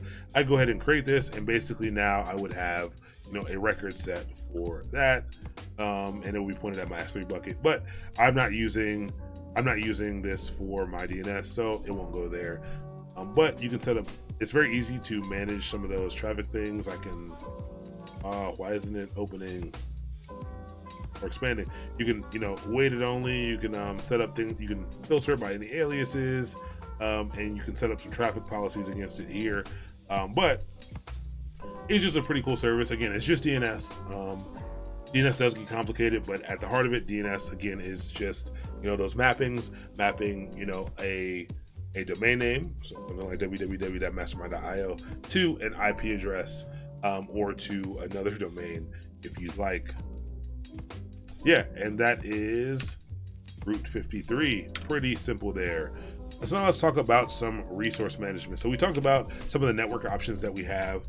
The networking options that we have in here, and we talked about content delivery networks, how you kind of get that stuff around DNS with Route 53. Well, let's talk about some resource management. So resource management can mean a lot of things to a lot of different people, and we're going to be talking about resource management in terms of AWS resource management.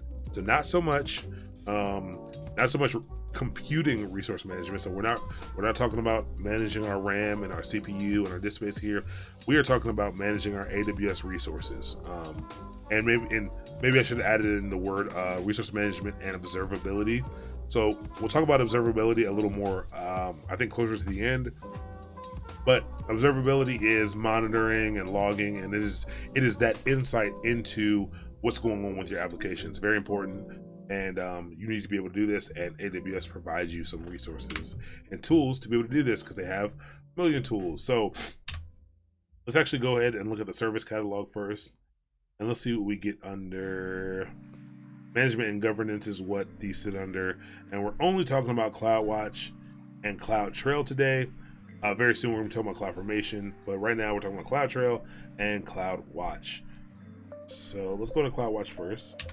Let's talk about what CloudWatch is. So again, monitoring and observability. We need to know what's going on with not only our infrastructure, in our assets, our AWS assets and resources. We need to know what's going on within our applications as well. So we have some options here. So we have alarms. So let's go into here. You can set up alarms and alerts. So if you ever use any tools, you know, like Nagios or New Relic or anything like that, any kind of application performance monitoring, you have these alarms that you can set up that alert you when something bad is happening. You set up rules, it lets you know when those rules are alerting. And so you can see here, I actually have an alarm here. I'm going to click that in a second. But there are three options here. Green is okay. It lets you know when the status of an alarm is good.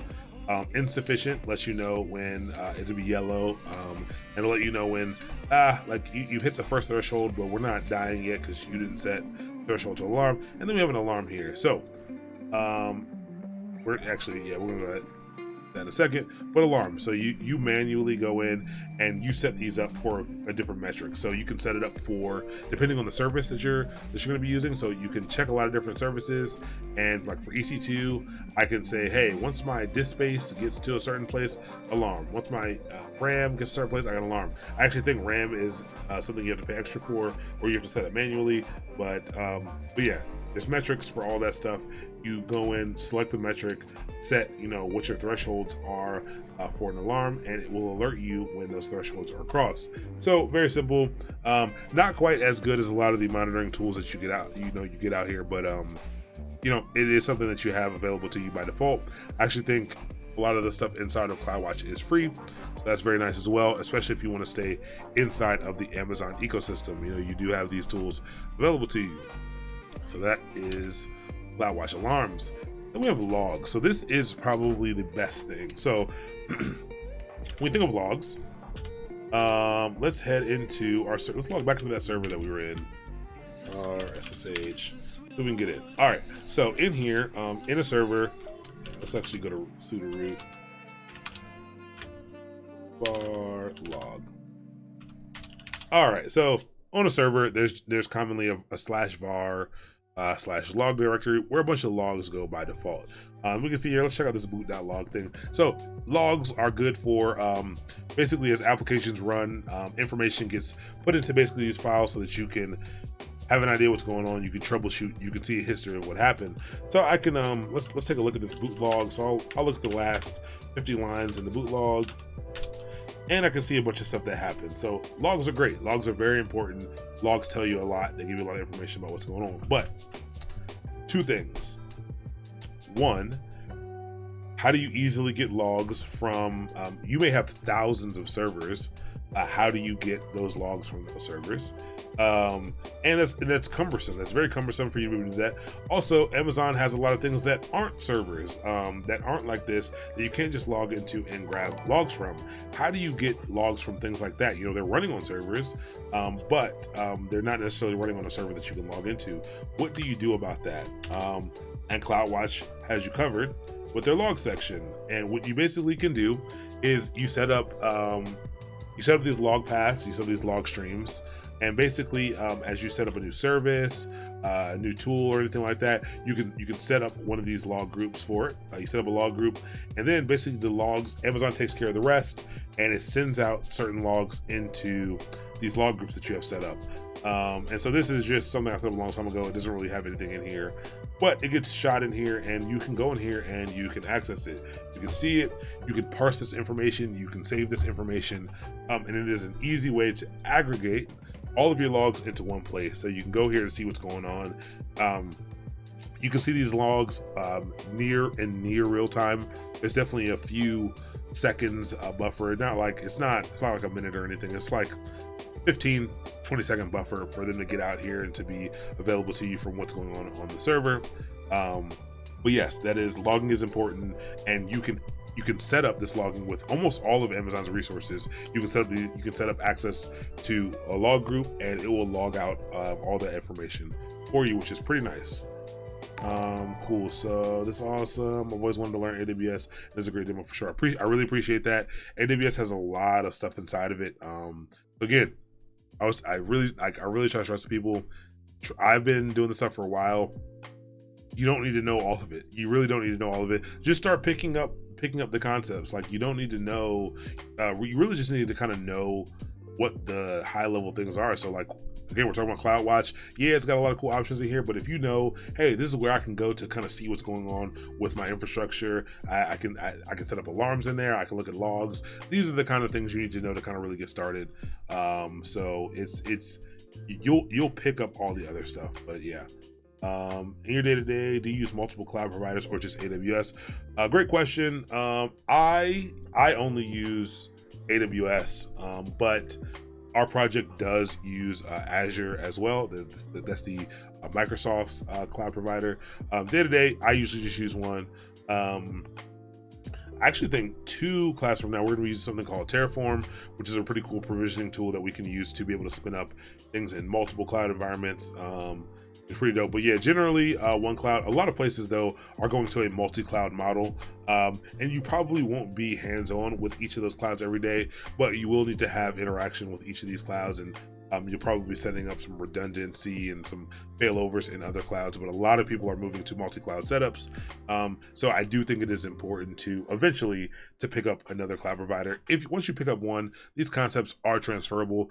You just got to learn, you know, the new names, the new ways people want you to do things, but essentially they're set up in very similar ways. It's pretty easy to kind of switch around, but I only use AWS on my daily in my daily work. Yeah, so you have logs here, and you can aggregate all your logs here. Events is my favorite thing. Events are pretty cool.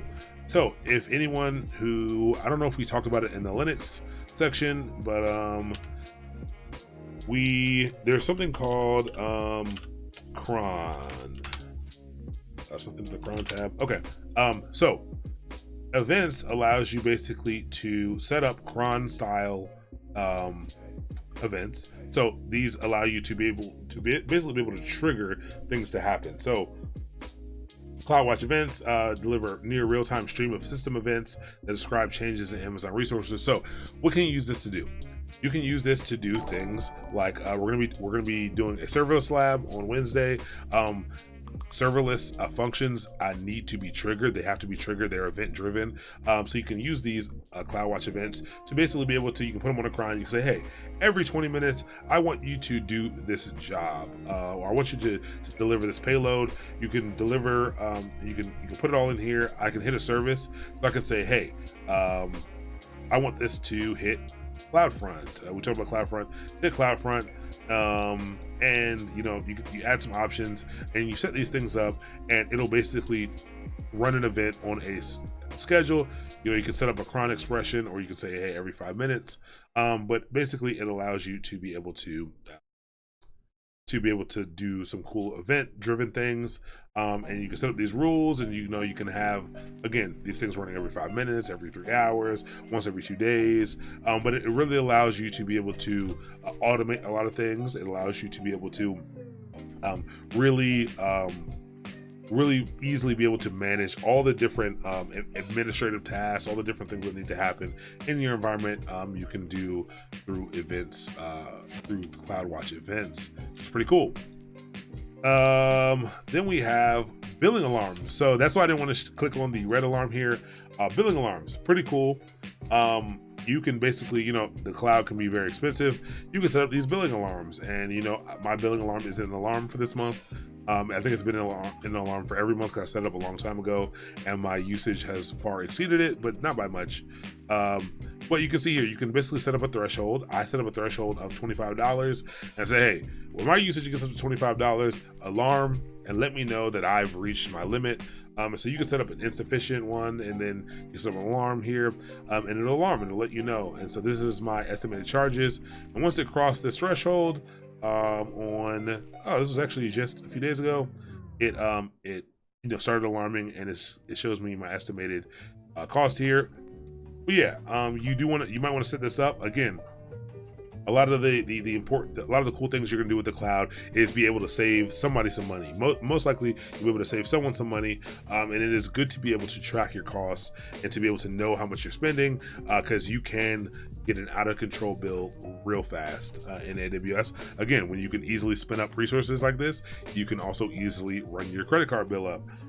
But you can set up an alarm to kind of let you know how much you're spending, and you know, set it for an amount, you know, where it's not going to kill you, but that you can make some changes or you know, pivot or adjust once it gets there if it is a problem. But yeah, billing alarms, pretty cool. You can hop right into your billing, and that is really nice. Can you fail over between different cloud providers? Yes, you can fail over between different cloud providers. It is not a simple process. You almost have to always do this through DNS. And again, DNS takes some time to propagate. Usually multi-cloud failovers take many hours, if not days, to be able to do properly. Even if your infrastructure is set up properly, there are some other ways. Again, someone talked about it before about sticking a web server in front of everything, but again, you've got to manage that web server. There are some options there underneath there. You can actually, I've seen people do some stuff where they will actually, in a pinch, if all their services go down or something like that, they'll take what's already, they'll take a load balancer that their DNS is already pointed at, and they'll stick a web server behind that, stick that behind a pool, and actually proxy out to another web provider, another web host or cloud provider, which is pretty interesting. There are a lot of ways to architect that, but you can fail over to different cloud providers. One reason I wanted to learn party time. Yeah, it's always party time, always.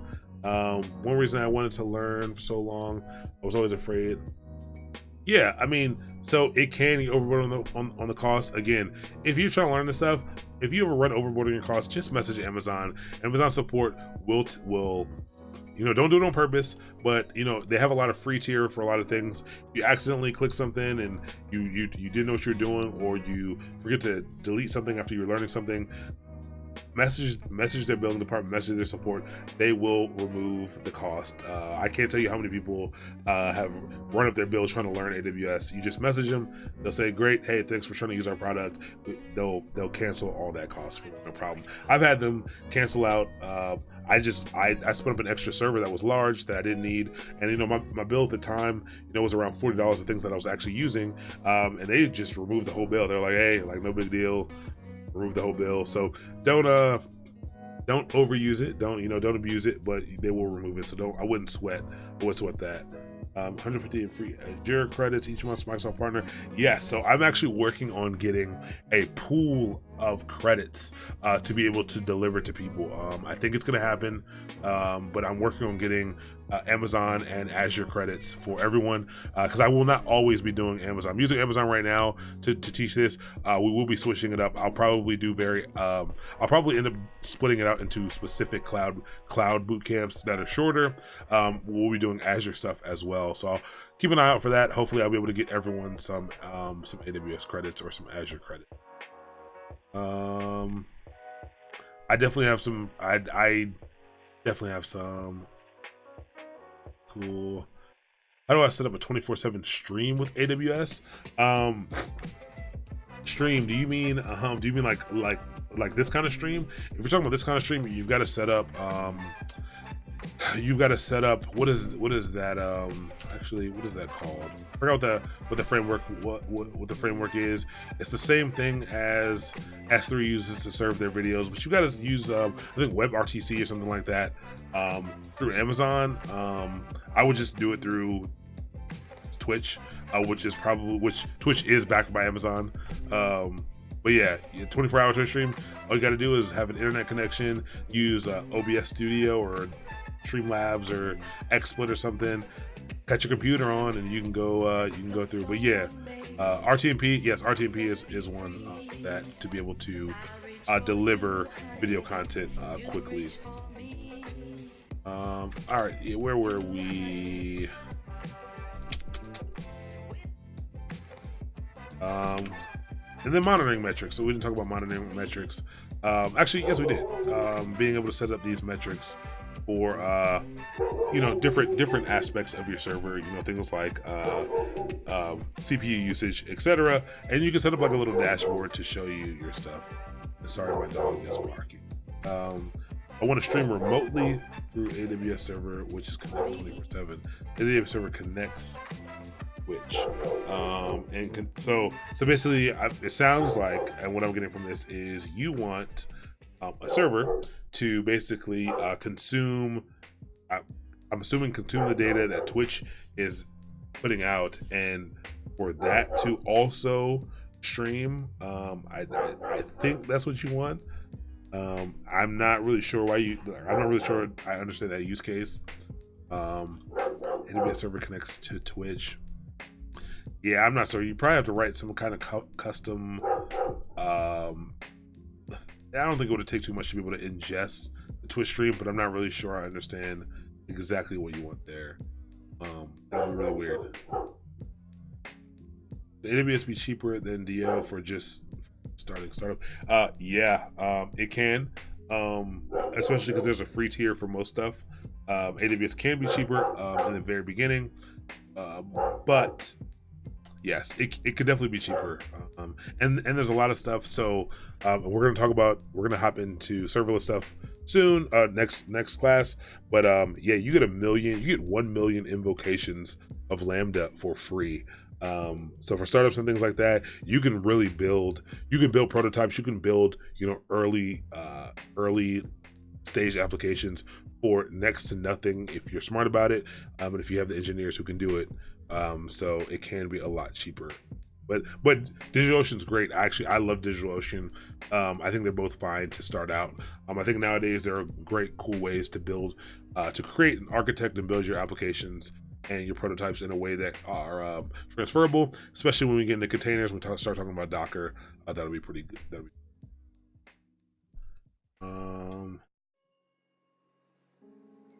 Yeah, I don't want to set up. Oh, okay, I got it. That answers my okay. So you don't want to use your own rig to stream for 24 hours. You want to basically set up. It sounds like you want to set up an Amazon workspace. So we never talked about workspaces, but you can set up a workspace, which is basically a desktop inside of the cloud. Very simple. You basically, so if you're someone who wants to play games or something like that, you can actually do that in Amazon Workspaces. You can spin up a Windows PC or whatever in here, and you do pay for your resources, but you can get it with whatever resources you want. You get it with graphics cards, all that stuff. And again, it is a Windows desktop or a Linux desktop. So you absolutely can use this to do that. This makes way more sense. Got it. So what you can do is you can spin one up. You set it up. It'll give you basically a way to log in to this remote desktop. It'll be basically, you'll be logged into a desktop just like this, and you'll have to still install those programs, but it'll stay up for as long as you leave it up. So you basically set that up. And that's a great idea. I really like that, especially because I'm going to set up an Amazon workspace to do my upload speeds here no, that won't help. Never mind, because I got to upload to the server. But very interesting. That I never thought about that for a 24-hour stream. I actually might try that out. But yeah, you set up an Amazon workspace, which is just a remote desktop, and you stream from there. You still need to set up OBS. It might be difficult to pass through like a webcam, but you can stream some other stuff. The webcam might be tough. I'm not really sure how that works, but that is what you would want to use. You do want to use Amazon workspaces for. So good question. I'm glad I finally got to understanding what you. If it's pre-recorded content, you're all good. You're absolutely all good. Set up an Amazon workspace. You probably don't even need a powerful Amazon workspace because Twitch is going to take care of all the heavy lifting.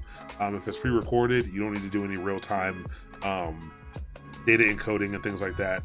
So the networking on these will be excellent, and you probably won't have any drop frames or anything like that. So yeah, so that is how you could do that. So you want to use Amazon workspaces.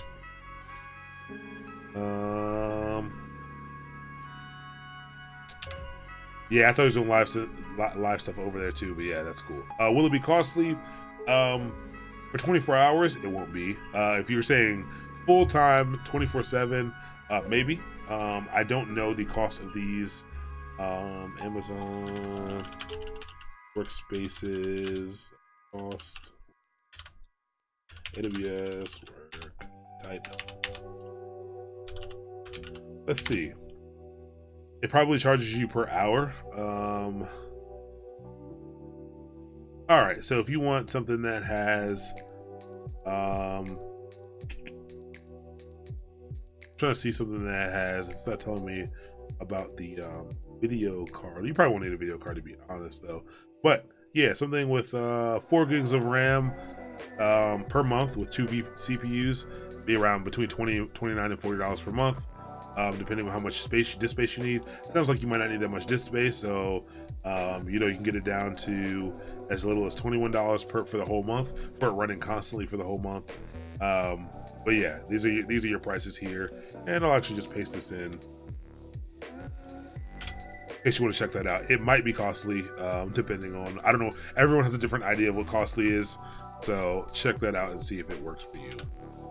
All right, so we talked about all the stuff in CloudWatch, and then the last thing we're going to talk about is CloudTrail.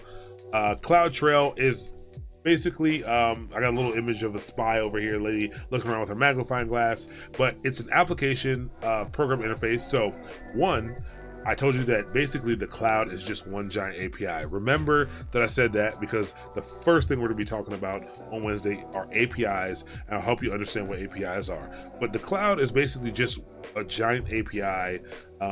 It's basically a bunch of servers with software written over top of it, which are APIs that just basically make a bunch of calls to each other. There's a bunch of endpoints that get called and things get provisioned, and that's how everything gets handled. CloudTrail is also an API that you can call, and it records and logs information about what's going on in your environment, or to monitor a web service. So basically, CloudTrail allows you, it's a trail, so it allows you to be able to basically see what kind of API calls are made to AWS. So if I go into CloudTrail, this is what you use to track user activity and API usage.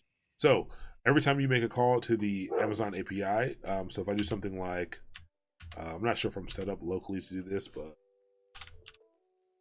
log out of the server. And if I do AWS S3 LS, that makes a call to my the AWS API. And maybe this actually, I'm not sure how fast this updates, but I might be able to see that. But you can set up what CloudTrail what it actually logs and what it actually saves. And so you want to be able to see what users are doing. You want to see what people who are working in your account are doing. You want to see the things that are getting triggered. You want to be able to go back and see, what's spun up what resources, what triggered what resources, who did what. And this is how you can do it. You can set up these various trails with different parameters, but you can click in and you can see when requests to the API were made. You can see that, when I went ahead and I invalidated those nodes, invalidate those nodes with CloudFront. We got these things here, create tags, test event pattern. Let's view all of it. You can see here, it just runs through, and every time someone does something, as I made changes to my S3 bucket policy when I was setting things up on the 20th, you can see it, like that's when I was setting up CloudFront. You can see here all the changes that I made. You can see all the requests that I made out to the Amazon API. And so CloudTrail is not something it's not something that I've used a ton in my career. It's kind of been used for when there are issues and you want to see, hey, like something weird happened. Let's see who made this call to the API. Let's see what made this call to the API. And you can use it to track problems down.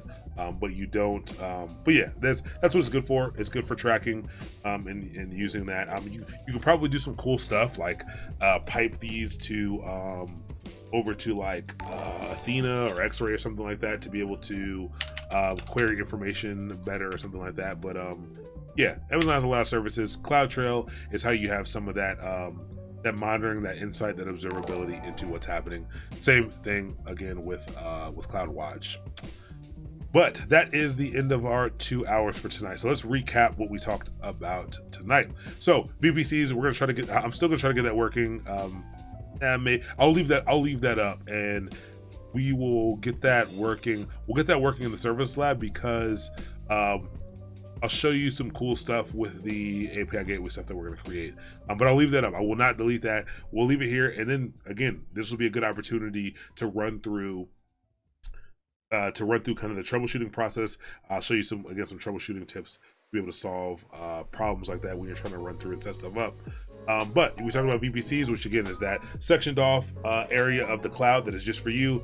It's sectioned off via networks, and these are called VPCs, virtual private clouds, like your own little data center. You can deploy your own resources into a VPC, and by default they do not have access to the outside world. And how do you give them access to the outside world? They're in a public subnet. You can attach an internet gateway. Internet gateway will allow you to be able to send data out to the internet, as well as allow data to come inside. If your resources are in a private subnet, you want to set up something called a NAT gateway, which is a network address translation gateway. And what this allows you to do is to be able to get data inside to come into your VPC, but it's only one way by default. Again, why would you want to do this? You want to think about things like getting updates, downloading packages, connecting to external databases. If you want to connect VPCs, you want to be able to peer them. That's called VPC Peering. So if you want two VPCs to be able to speak to each other, you have to peer them. So for VPCs, CloudFront, we're talking about CloudFront being a what? A CDN, a content delivery network. And so that is a geographically dispersed set of servers. And these are called edge locations, where your site, where your content gets cached. The first request gets cached. Every initial request after that serves that cache data, so it reduces the load on your origin servers. And that stuff exists as long as the time to live, or the TTL, as long as it's not expired, it will serve that cache data. And you can clear the cache. In CloudFront, it's called invalidating, so you can do that. And to be able to serve data around the world. Route 53, we talked about this being the scalable DNS service, domain name service for that you can use inside of Amazon. Some of the cool things about that is you have some traffic flow management options, and you also have things called alias records, which allow you to point directly point DNS records at AWS resources. Then we talked a little bit about management. We hopped into CloudWatch, and talked about some of the cool things in CloudWatch, some of the things that give you some observability into your resources. So things like CloudWatch logs, so aggregating your logs from all your different services, all of your different resources into one service called CloudWatch. We talked about events. So these are event-driven workflows. So these are things that kick off jobs. You can set them up on crons or schedules, things that, add to an event-driven workflow. So things that kick off other things, which is pretty cool. So CloudWatch events is pretty cool. We talked about metrics. So being able to monitor various metrics of the server. So if you want to watch and see how much CPU a server is using on RAM, you can set up these types of metrics, see how much disk space, see how much IO, so input, output, network throughput, a server is having. You can set that up in CloudWatch, and you can set up these thresholds called alarms. So if you want to know, once your server has been running at 60% for 10 minutes, you want that to give you an alert so that you know what's going on. You can set that up with CloudWatch alarms. And then the last thing we talked about was CloudTrail, which is your access into seeing the interactions with the Amazon API, the AWS API. What is this good for? This is good for tracking user activity. This is good for tracking API calls. This is great for being able to figure out, what thing called or deployed a certain service, and be able to have that what's the word I'm looking for here? I put the spy there. What's it called? Like crime scene investigators. It's going to come to me in a second. But to be able to have that level of insight into who's working with and who's messing with your AWS API endpoints. And we got to talk a little bit about workspaces tonight. So thank you very much for the question, Buckeye Joe. I like that name. But yeah, thanks for asking that question. So we'll get to talk a little bit about workspaces. So this is the second to last piece of the cloud that we're going to go over. Next class, we're only going to be talking about serverless. Serverless does incorporate more than one service.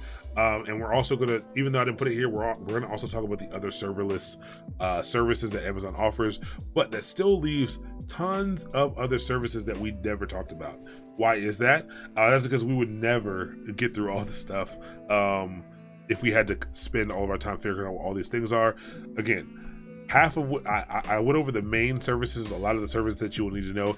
I promise you, if you go look at job descriptions and job postings right now, it will include the services that we've talked about. It's not going to include, most of them are not going to include a lot of these other services, even though these are, good to know services, good to use services. I don't even know what all these are because they put out a new service all the time. But if the cloud is interesting to you, if you are looking to get a job doing this stuff, again, I think learning the cloud is one of the fastest ways to be able to do it. I would, hop on to Udemy, hop on to A Cloud Guru, and start learning some of this stuff. It is not hard to learn this stuff. It's time consuming because there's a lot of stuff. It is not difficult to learn it. It's just kind of remembering what options you have available to you. That's what the cloud is. Knowing people will pay you to know what options you have available to you. Again, everyone get VS Code set up for next time. I'm actually going to put out a poll on social media. If you're not following me on Twitter or Instagram, all of my social media is mastermind.io. So just mastermind.io. I'll probably put out a poll to see what language you all want to do this next serverless lab in. So you can pretty much use any language to do to write serverless functions. I was thinking about doing it either in JavaScript or Python, but if someone is looking for a different language or wants to see some things done in different language, maybe we'll write a few functions next time in those languages, but it will be pretty cool to get set up doing that stuff. What's the main difference between DevOps and SRE? Great question. I love questions like this. And again, if anyone has any questions now's the time to ask. But DevOps and SRE, you will get a lot of different answers on this. From my viewpoint, this is what the difference is. So there's a video with that Google put out, because Google was kind of the people, they were the people who kind of coined the SRE, site reliability engineering term.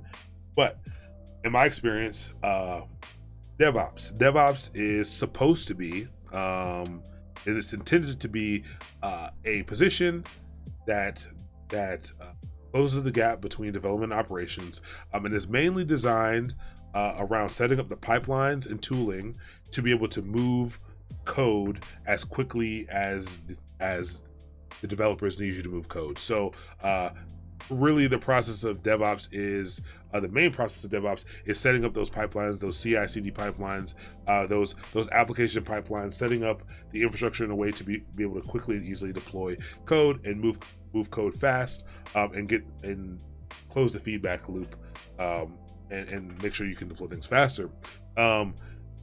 Often with that as well, you will have to manage infrastructure, and part of your job will be making sure things are reliable, scalable, making sure infrastructure is running, things are up. But that, to me, is the main role of an SRE, site reliability engineer. Also, I think there's a huge emphasis on scale when you talk about site reliability engineering. Smaller companies aren't going to have a site reliability engineer usually. It's usually an instance of scale. So again, companies like Google, companies like Microsoft, they have these SREs, and the goal of their job is not these pipelines. It's not making sure the developers can, have all the right tools and things to move as fast as possible. It's more so making sure that the site and the infrastructure is reliable, and they get such big overlap because they're doing things in a similar way. They're writing SREs generally write a lot of software to solve infrastructure problems, which is, in my experience at least, write a lot of software to solve infrastructure problems. Again, and solve those infrastructure problems at scale.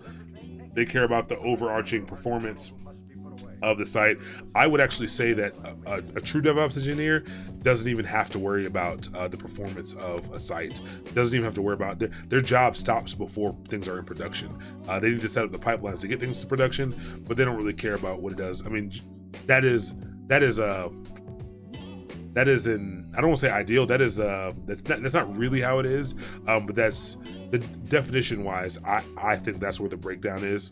But if you get a DevOps engineer job, you're going to have to worry about production. You're going to have to worry about the health of servers. You're going to have to worry about all these things. And that's why we're talking about things like observability. But in definition alone, SREs generally deal with things at scale, and their focus mostly is on the health of servers and infrastructure rather than the development processes, to be honest. And that's my view on it. You'll get a different answer to that everywhere you go. Can you get a DevOps job with less coding skills versus SRE? I think so. For every SRE job I've ever applied for, it seemed there was a heavier focus on programming and coding. but it feels like the people that I know that do SRE don't do quite as much coding, which is really weird to me. But all the interviews that I've been in for SRE have been a lot more coding heavy than DevOps. Most of the time when people say they want DevOps right now, they simply want a systems administrator who knows the cloud. Basically just want someone who knows the cloud and Linux, to be 100% honest. They can usually get by with that, and they'll usually allow you to pick up the tools as you go. Most people don't do what I consider to be real DevOps, but that's not a problem. I do think DevOps jobs require less coding skills than SRE work. I would also say, so I come from a systems administration background, and my coding skills were weak for a long time, and that's mostly because in my head, everyone was like, when you think about this stuff, you think you're gonna be writing all this wild, crazy, difficult stuff, and once you remove that barrier of like, this is difficult, because it's not difficult, it's just new. I actually don't think learning a programming language is any different than learning an actual like verbal language, and it takes time, and everyone it's something different, and it's hard to learn on your own. I actually encourage people to not learn coding on your own, especially if you think it's going to be hard. I wouldn't learn it on my own. I would find a group. There's, again, meetup.com, reach out on social media. There's other people looking to learn code, and it's a lot more fun. It's a lot easier if you do it with other people, for sure. Udemy has a great sale for AWS. Yeah, everyone should have Udemy saved locally, bookmarked in your browser. Check it out every so often. They have sales like every 3 days. Do not buy a Udemy course if it's not on sale. Again, these sales happen like every other week. So if a Udemy course is not $12.99 or less, don't buy it. You can usually get them at $9.99. Do not buy a Udemy course above $12.99. I really mean that. Udemy is great because you get to keep them forever, but yeah, keep an eye out for Udemy. If you're trying to learn cloud stuff, if you have the money, if you have a little bit extra money, if you can spare $29 a month, or if you can drop $250 all at once, if you're serious about learning the cloud stuff, get a subscription to a cloud guru. I wish I was sponsored by these guys, but it is an amazing site. And the reason I say that is because they don't just do training. Every week they put out information, so cloud moves fast. Amazon, Azure, they all put out new stuff every week. These guys record every week. They record, updates and say, hey, here's what's new this week in Amazon. Here's what's new this week in Google Cloud Platform. Here's what's new. Here's what you need to know. So it provides you a lot more resources. The forums that they have, the level of interaction on their site is pretty intense. And I think it's a phenomenal platform if you are serious about learning the cloud or keeping up to date with the cloud. It is a great. But if you just want a certification course, I would grab it from Udemy though. Like I also own, or Udemy, I don't know what it's called, but I also own, even like I bought all their courses on Udemy before I came over here. But it's a great site. I think you can just type in a cloud guru and all their stuff will come up, and see, they always says course ends, sale ends in a few days, and like I said, $11.99. So you can absolutely do not pay more than $12.99 for any of their courses. Wait till they go on sale, because they will.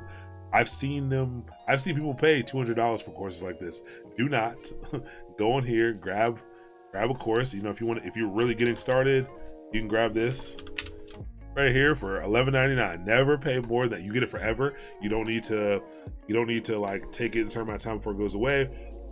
You have it forever. Whenever you can get to it, go for it. I have like 40 courses in Udemy that I still need to go through.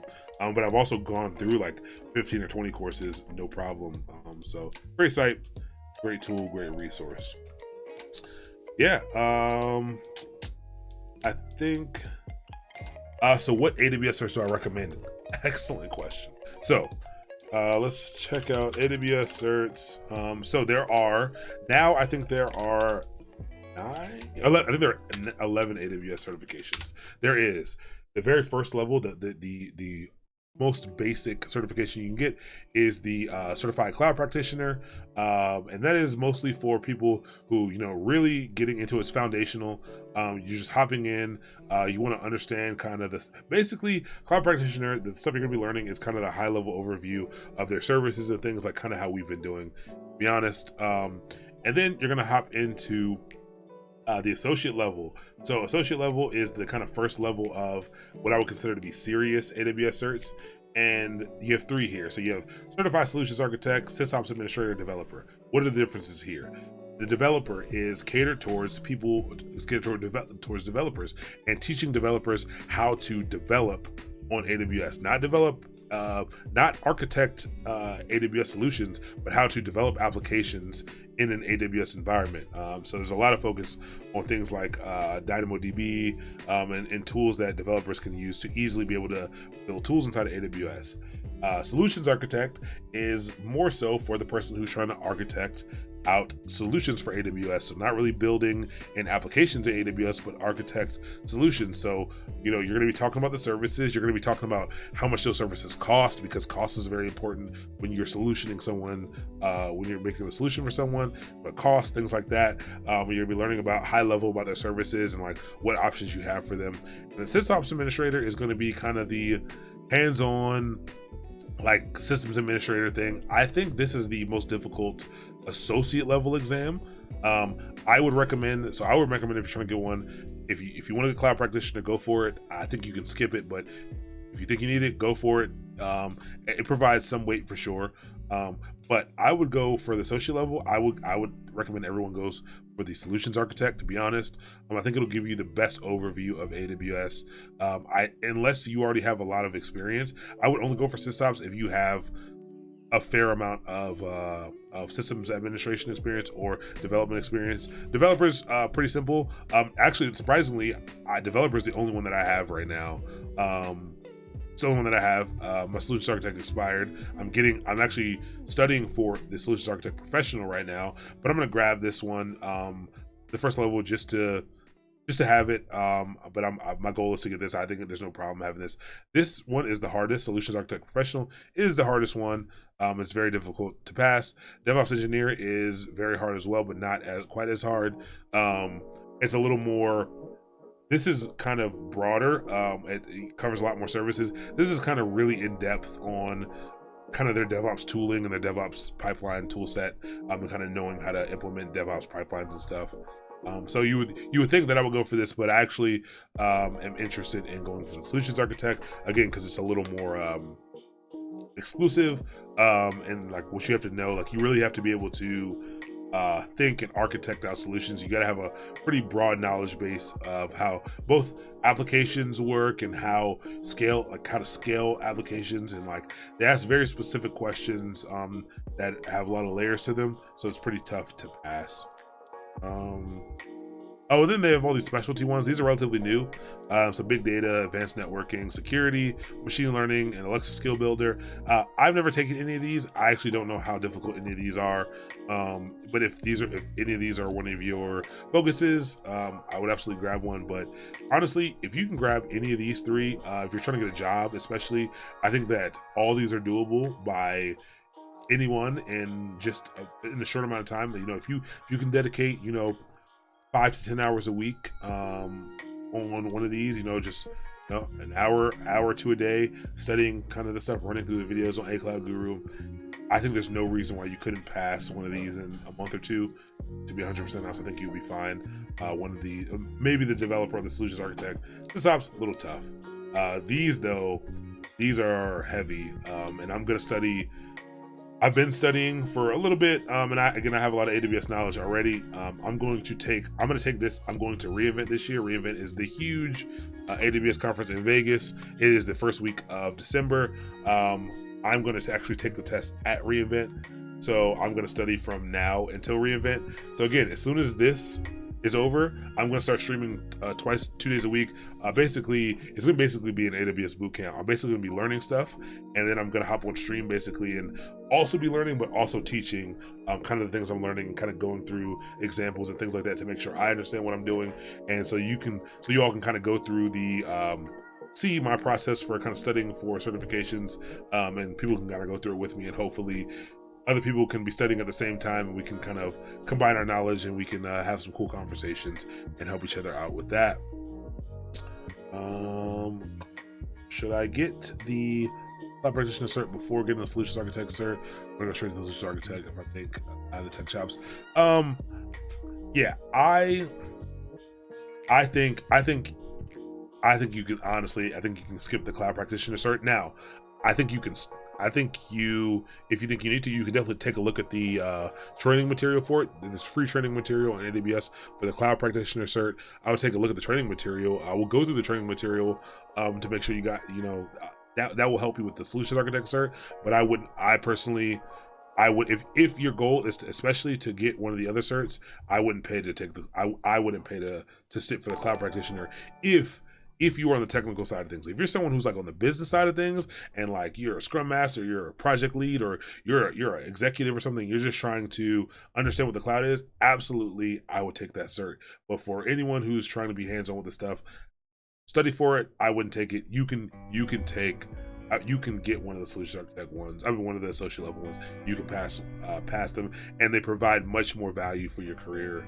To be honest, people do take them seriously, and they're worth money to your company. Like right now, we're actually having to go in and connect our certification account to kind of our business's account, so that we can prove to Amazon that we have a certain amount of people who are certified within our company, and that provides our company perks. Like I think it's called APN, the Amazon Partner Network. It provides you a substantial amount of perks, and it is important. So companies do take that seriously. Let's see. Yeah, I will go straight for one of the associate level ones, and again, we can. I'm going to be studying. People want to set up a study group or something, you just have questions, we can set up. So in Slack, A Cloud Guru built a Slack extension or Slack plugin where we could basically just type in like / A Cloud Guru, and it'll ask random AWS questions, multiple choice, that we can try to answer. So we can try to get that installed inside of the Slack, so you can be able to, test out your knowledge. But don't sweat it. Like this stuff, you'll learn how to. It'll take you a little bit to learn how. Take some of the practice tests to learn how Amazon asks their questions. They're pretty. It took me a little while to really understand how they kind of are trying to get that information out of you. They ask very specific questions. It takes a little time to know how to read through and go through them for sure. reInvent is the first week in December. AWS reInvent. It's usually right at the end. It's end of November, but this year it's the first week of December, 2nd through 6th, and it's in Vegas. It is wild. It's a huge conference, and it's pretty cool. It's Amazon just has so much money, so like the food and everything is just amazing, and like it's expensive though. It's like an $1,800 conference. It's really expensive, but it is a pretty great conference. I learned a lot, met a lot of cool people, and I had a good time as well. So I'm gonna go out there this year. I didn't go last year though because of how expensive it is. I am going this year. The Linux Academy, awesome. Yeah, Linux Academy is pretty great too. Hey, Bowling Lennon, doing pretty good today. How you doing?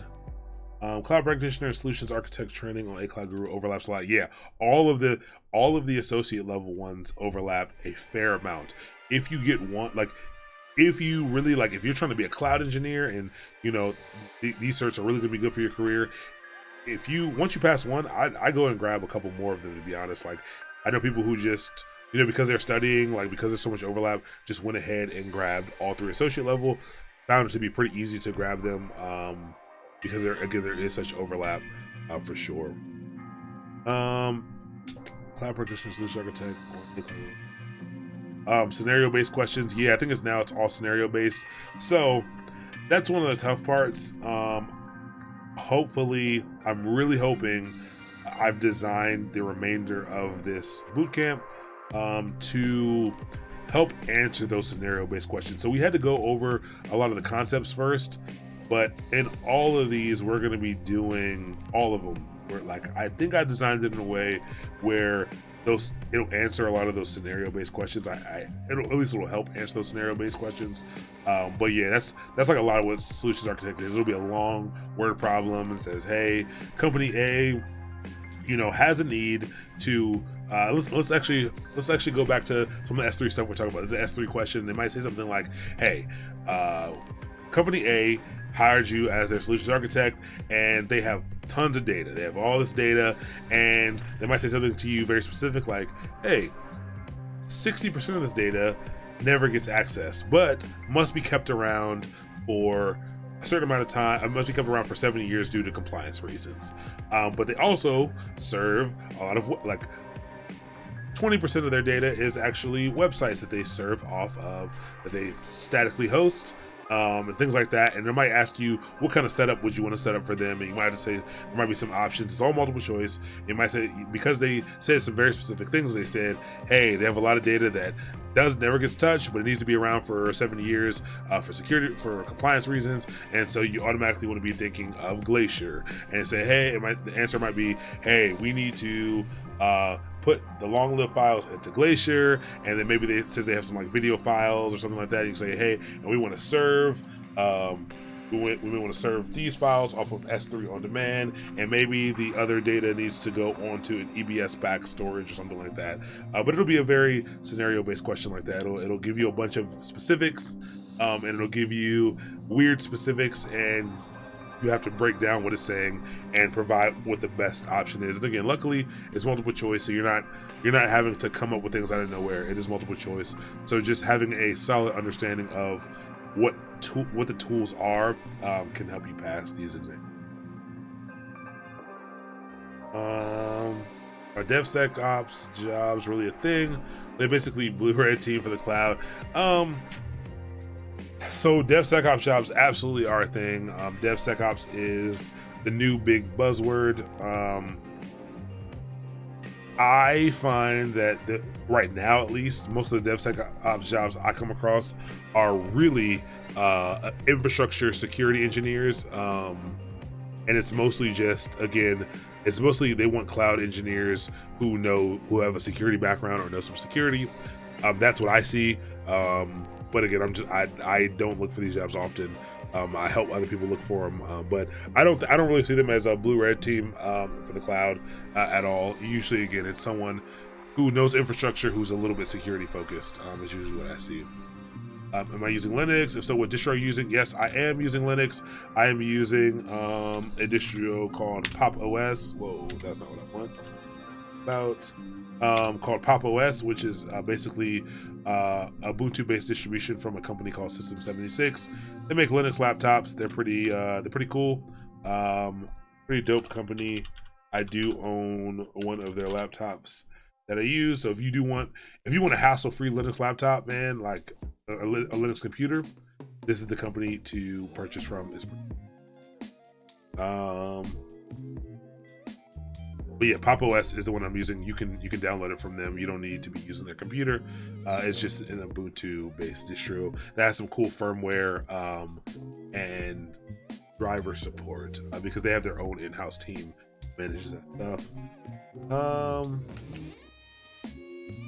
Is practice questions. I'm gonna job if anybody wants them. Yeah, I have a bunch too, so maybe we can find a way to combine them. Maybe I'll send you the questions that I have too, and you can combine them all. Yeah. Slack. Are you doing DevOps Bootcamp? I am doing a DevOps Bootcamp. So if you grab my YouTube link, episodes 1 through 10 minus episodes 3 and 11 are up there now, but almost all of them are finally up on YouTube. But yes, this is a 12-week boot camp, twice a week, Monday and Wednesday, doing DevOps stuff, so you can catch up for this. Any good tips on resources? Honestly, roadmap.sh. So you can go to academy.mastermind.io, and that's where the curriculum is. But for resources, figure out what you want to do first. So there's roadmap.sh. I would start, don't try to learn it all at once. There's this DevOps roadmap on roadmap.sh. start just tackling a couple of these concepts. You can learn a couple of them at once, but take your time. It's not a rush. You can get a job if you just learn some OS concepts and some OS concepts and like web server stuff. You can get a job. If you learn infrastructure as code, you can get a job. So you don't need to learn all these to get a job and to get started. Just you got to start somewhere. So I start tackling one of these major categories and learning that. And it's not. It's always frustrating doing something new, and you know everybody wants that instant gratification. I promise you, if you keep going, think about all the people you know and how little people are doing DevOps. Like there aren't many people in DevOps, to be honest, or the tech industry. Period. Everyone thinks there's so many people. There are a lot of devs, but everything else there really aren't a lot of people who are great doing that stuff. So it's relatively like you can definitely get jobs if you work hard enough. And people are always like, work hard enough. I got to learn this stuff for 10 hours a day. No, you spend an hour a night when you can. You know, Saturday you wake up Saturday morning, give it 3 hours, something like that. Before you know it, you'll be able to walk into an interview, answer some questions, and someone will have to give you a shot. They will have to. So yes, was it Blue Barn? It's blue on my computer. I can't really see it. Blue Barn. Yeah, this is a DevOps bootcamp. We will be running some other types of boot camps as well. Just me, or does it seem like a lot of tech products frameworks companies choose their name by randomly picking a word out of the dictionary and randomly misspelling it? Yes, and that's what I did.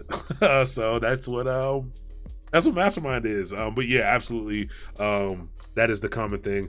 The biggest reason for that is because one, it sets you apart a little bit, but two, you can no longer get the domains for these cool words. So Mastermind with an I absolutely is gone. No, someone owns that. So I had to get a domain that people will remember. I didn't want to get like mastermind dot some weird top level domain like mastermind.it or something. I didn't want to do that. I wanted something that people can remember. I used .io. You can use .com. Actually, I didn't set that up. I do own mastermind.com as well, but I need to set the redirects up for that because I know a lot of people go to .com muscle memory. But yeah, that is true. People do that.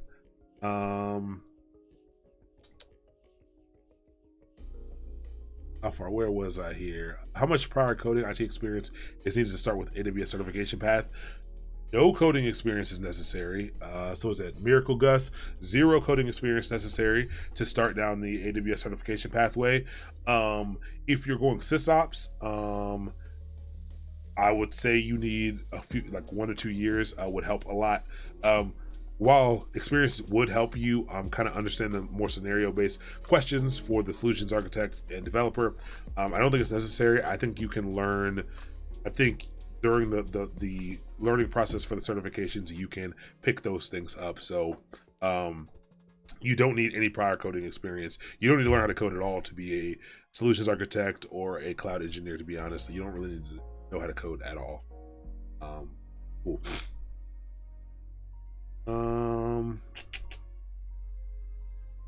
Solutions architect.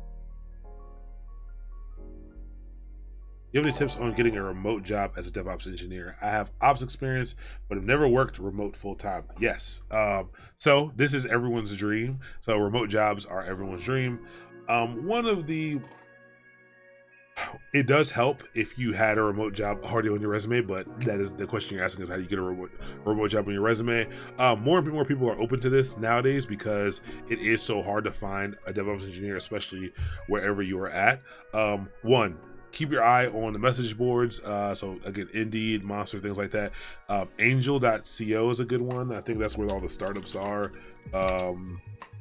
AngelList is a good one for getting checking out remote jobs as well.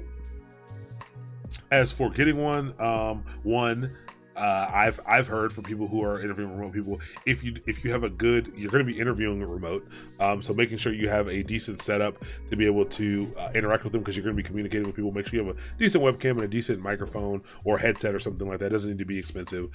Make sure you have a good setup for that.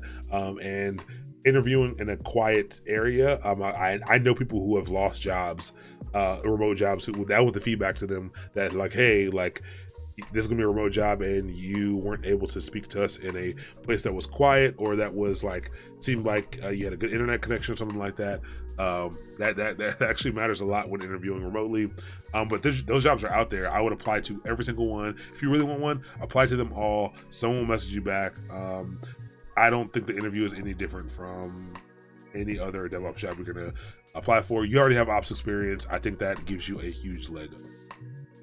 Learn to be a pen tester. Your security, I can check renewals. Yeah, I mean, all my stuff is on S3 right now. I don't really have for this. I don't really have any security things, but like networking and security are by far my weakest. They're the things I want to work on the most. Now, I mean, I think I have some. I have good high level security chops. I definitely understand network and application security, and I can implement a lot of things to make things secure. But there's a lot that I don't know about security. A lot of the in-depth hands-on things about security. I would like to learn more. So yeah, I mean, I don't have anything right now, but maybe we could talk. Maybe you could show me some cool stuff.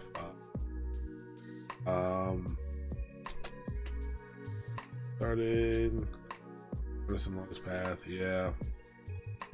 In interviews, do you always counter the first offer when you get it for a higher salary? I've learned. I'm at the point in my career where, one, I generally don't have to. Okay, so here's the thing I would say. I would say always counter, always. Be strategic about how much you counter for. One, if you make it to the end of an interview process and they make you an offer, they liked you.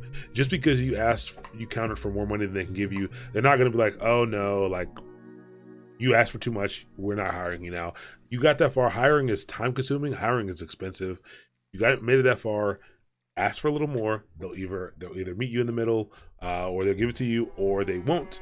And they'll put the ball back in your court to decide if you want to take that or not. They're not just gonna be like, okay, you're out of here. So I would. Sorry about that. I think my wife just came home.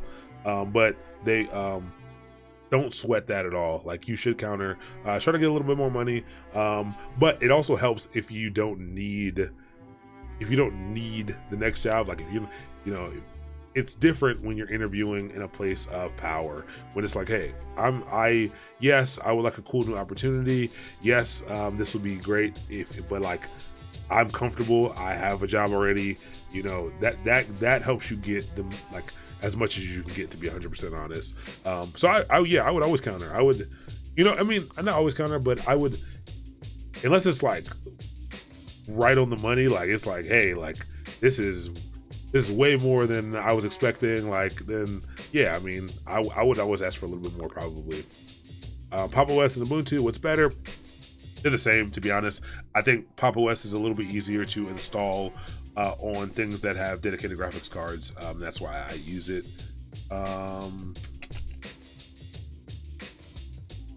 Bruce, remote job can turn sideways on you if you don't have a good work. Absolutely. Working, like, you got to be disciplined to work fully remote. It is a great opportunity. It is flexible, but you can really set yourself up for failure working a remote job. Also, you'd be surprised at how much you learn to hate working at home.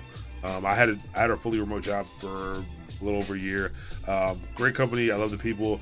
Like, the reason I'm doing DevOps now is because I was a web operations engineer there, and I got tired of being in the house, so I would leave the house and go work out and then go to Starbucks and just sit at Starbucks until it closed. And I got tired of watching Netflix at Starbucks, so I started learning stuff. I got an A Cloud Guru subscription, and I started learning Chef, and I started learning cloud concepts. I started learning Docker. I learned Docker there, and that's when I started applying for. That's when I got into DevOps, because I was tired of being at home, so I would just go to Starbucks and learn some stuff there. So yeah, I think everyone should try it. Some people love it. I would recommend. There's so many co-working spaces and stuff now.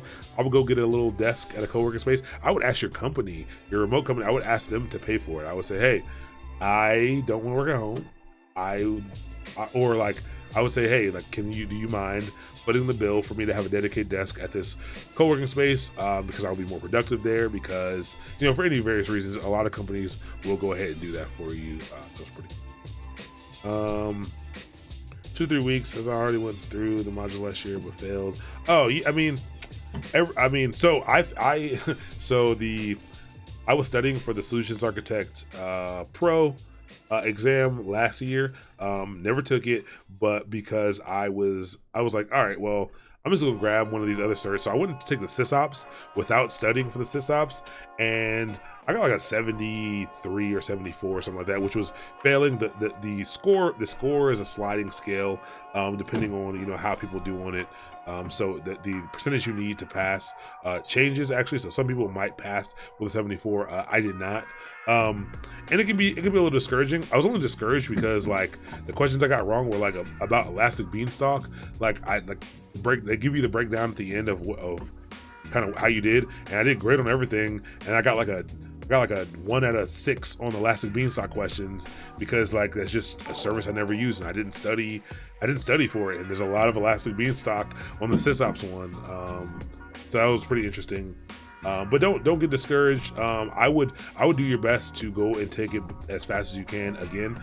I think that you gotta wait 2 weeks to take it again. I keep everything fresh in your mind. Keep going. Take it. It's a little bit cheaper the second time you take it. But yeah, I think half of it is understanding how to take their tests. I think even when you fail, I think if I had gone back in 2 weeks to take it, I think I would have passed. Just because I knew the kind of questions they were asking, I was able, I could go brush up on what I needed to brush up on. Cool. But that's it for tonight. Again, we are almost at 3 hours this time. I rendered out the first 2 videos. This video I will try to render tonight and get them all uploaded at work. Again, my upload speeds at my house are horrid. I think I get max like 12 megs up, and each of these videos ends up being like 8 to 10 gigs once I render it. So uploading here isn't really feasible. Well, I could do it overnight, but I have like 300 megs up at work, so I'll just do it there. But yeah, keep loading the links. Hopefully Nightbite doesn't. Keep running the commands. But yeah, hopefully everyone is getting some things out of this. The AWS section in here. We're doing a lab next time, serverless, and it should be pretty cool. Thanks for all the questions. I really like this part, and I will always stick around to answer as many questions as people have. Hopefully you all have some. Keep asking away. Thanks for joining. Thanks for sticking around this long. I will see you all on Wednesday. Have a good night.